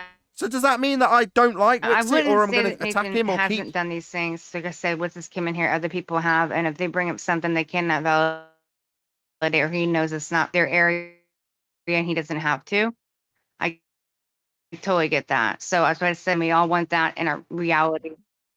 Okay, I'll give one last exactly, Stacey. I'll just give one more comparison, right? Because it's like, well, when you compare it to ghosts, it's not on Oh, topic. I'm lagging. No, hold on, Stacey. I'm not addressing you directly. Sorry. So when it came up the subject, by whatever reason, weapons of mass destruction, have I got any interest? Zero interest. Now, there's a whole sub-community, a lot of them are flat earthers, I might add, who have a very, very healthy interest in that subject. I'm not one of them. However, when someone came here and started making claims about it, I pulled it apart like anything else would get pulled apart here. Do I now go out and proactively chase down the people who talk about WMDs being real or not real, whatever side of the fence you want to take it, and proactively say they're deceiving people, they're not validating their claims, they're not here for truth? No. No, I don't. That's a much better comparison because it definitely got discussed on the show, unlike ghosts. So no, I don't. Well, I'm not chasing anybody. Just on the show. You are, Can Neil. I You're out. add my Just, Neil, I'm going to call that a lie because it'll make you react in the way I want you to. Do you go and watch Globebusters, Neil? Actually, I haven't watched it, no. When to be did you- honest, I haven't watched it. Say again? Whitsit? You said Whitsit? No. I asked when you last watched. I used the wrong term. I should have watched the Ghosty Hunters. But when you do a while ago. proactively watch this stuff, Neil. I know you do. You've told me.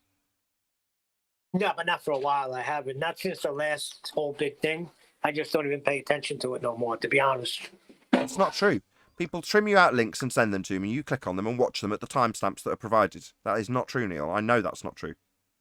Use Jim You Panda. said, do I turn into Globebusters? I don't. You're telling me when someone shares you with... Neil, you've just literally qualified this by saying the only time I did it was the last time I did it, and it was because something came up and I went and checked it. So you do. No, you misheard me. Since the last time this whole big thing started, that's when I listened to Globebusters. So that had to be at least 8 weeks ago.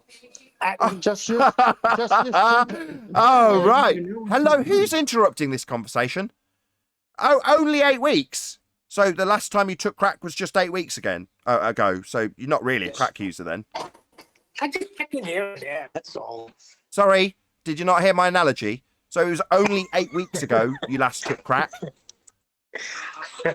I only smoke crack here and there. Is Globebusters that addictive? Why do you gotta say it in a way? Can everyone else shut up? I'm trying to talk to Neil. Dude, 8 weeks is a long time after crack. Look, this is a Look, I've got to put in that disclaimer now. Thanks to bloody Arwin. Hold your tongue, Neil. Sorry. This is an analogy. I do not condone drug use in any way, shape, or form. That is not what this is about. It's a comparison. I've got to explain it because Arwin said that, right? No, we are saying that someone with a drug addiction would say, no, I haven't got the drug addiction. I haven't done it for 8 weeks. But you didn't ask me before that. When was the last time I tuned in? Oh, right. 12 Sorry. weeks ago. Before the last time you took crack. When was the last time you took crack before that, Neil? Well, I was checking in to see what they're saying about it. So do you understand how this hasn't, as we finally get to the point Chocolate and I are chuckling about this entire time, you are proactively seeking this out and that is within your control. Well, I want to hear what they're saying about us. Excuse Yeah, me. finally. So you want this, Neil. This is your problem and it's your desire to cause yourself this problem. You want this, Neil. No, they're talking about you. I'm trying to defend you. Oh, whatever. What does this prove? Neil, this is an And what does this intervention. It's come to our attention that you're addicted to Globebusters. Shout out to Globusters. Now I've got to put this disclaimer in. Shout out to Globusters. Subscribe today.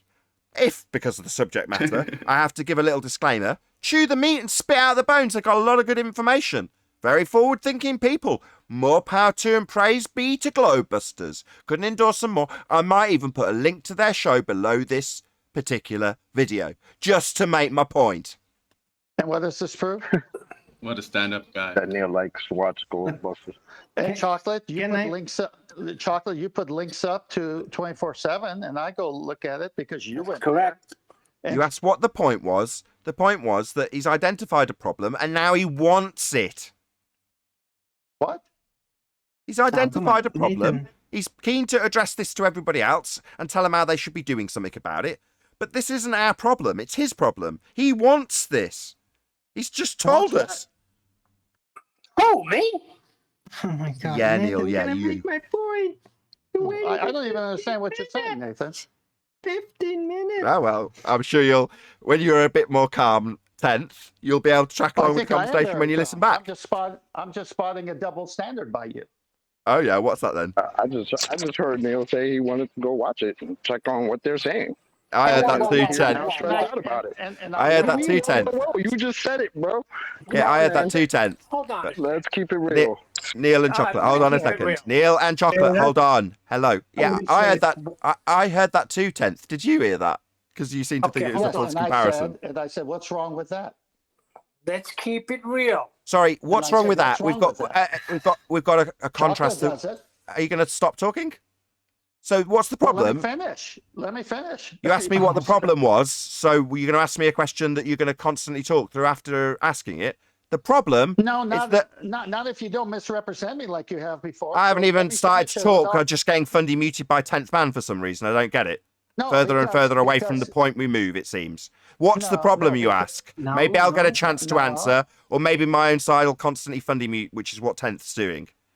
So the problem, I'll make 5 more attempts. Will I 10th? 5 more attempts with you telling me that it's really important that you interrupt this to tell me that I'm not going to misrepresent you as you fundy mute me for the 6th time.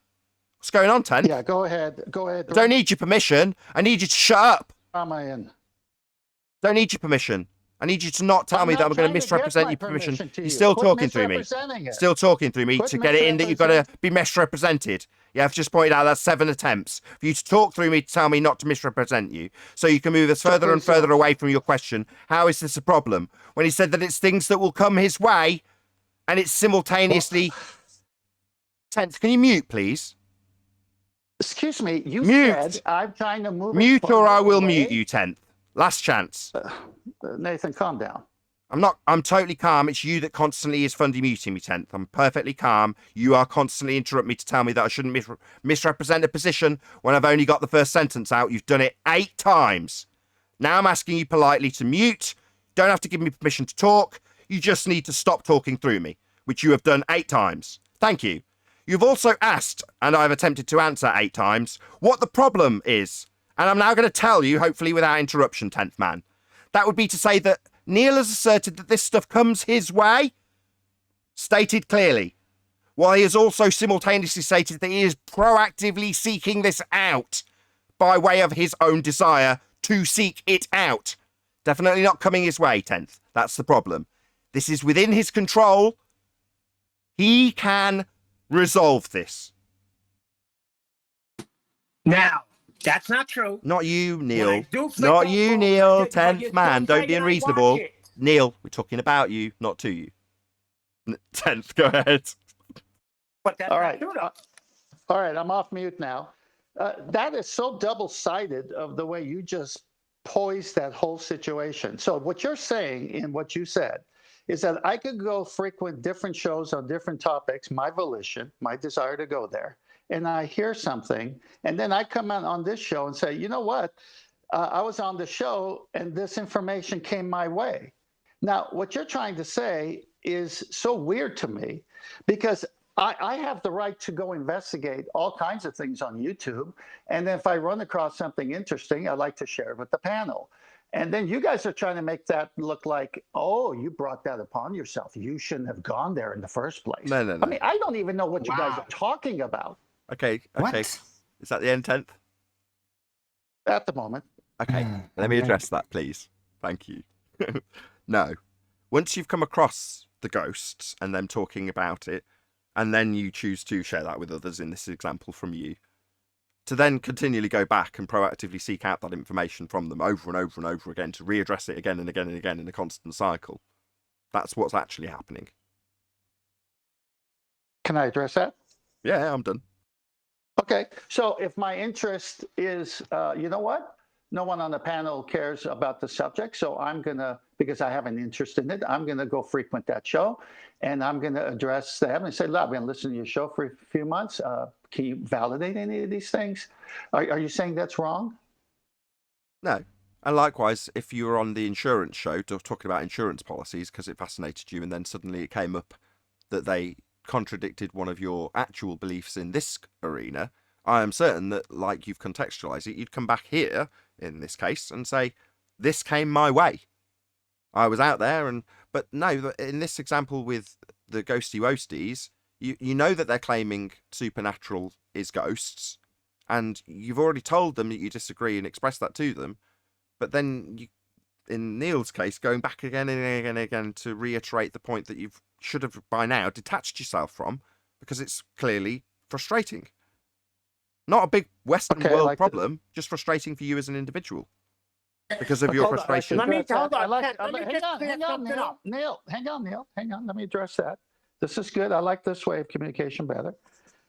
What if I have an interest in that topic and it's not frustrating? What if I choose to go there because I have an interest in that topic or some other topic, and I choose to go there? What, for fun? Why does it have to be frustrating? I don't know. Is it frustrating, Neil? That's what I need to clear up. I don't. If I did go into Glowbusters, I couldn't stay for more than 5 minutes. That's not what we asked. Is it frustrating, Neil? That 5 minutes, yeah, it's very painful. Very painful. Why is it painful? Well, hang on. Sorry. Hang on. So, Neil, hello. why is it painful? Hello. Conclusion time. Hello. So, his proactively seeking this information out, which he was already aware of that he didn't agree with, is causing him deep frustration.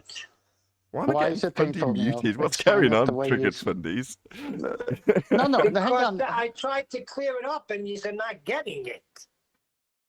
No, Hold on. When I you've cleared it up got enough. into the flat We've Earth asked you. arena, We've asked you You leading just- questions, Neil. cleared it up, though, Neil. no, We've cleared you it up didn't- you fine, act Neil. like I go- I'm gonna claim a half hour of rumpus time Hold tomorrow. on, you're claiming that I go on Glowbusters and watch the entire show. I can't get past No, that's not what anybody claimed. I made it specifically clear that you dig out timestamp links specifically to find out what's being talked about because you want to know.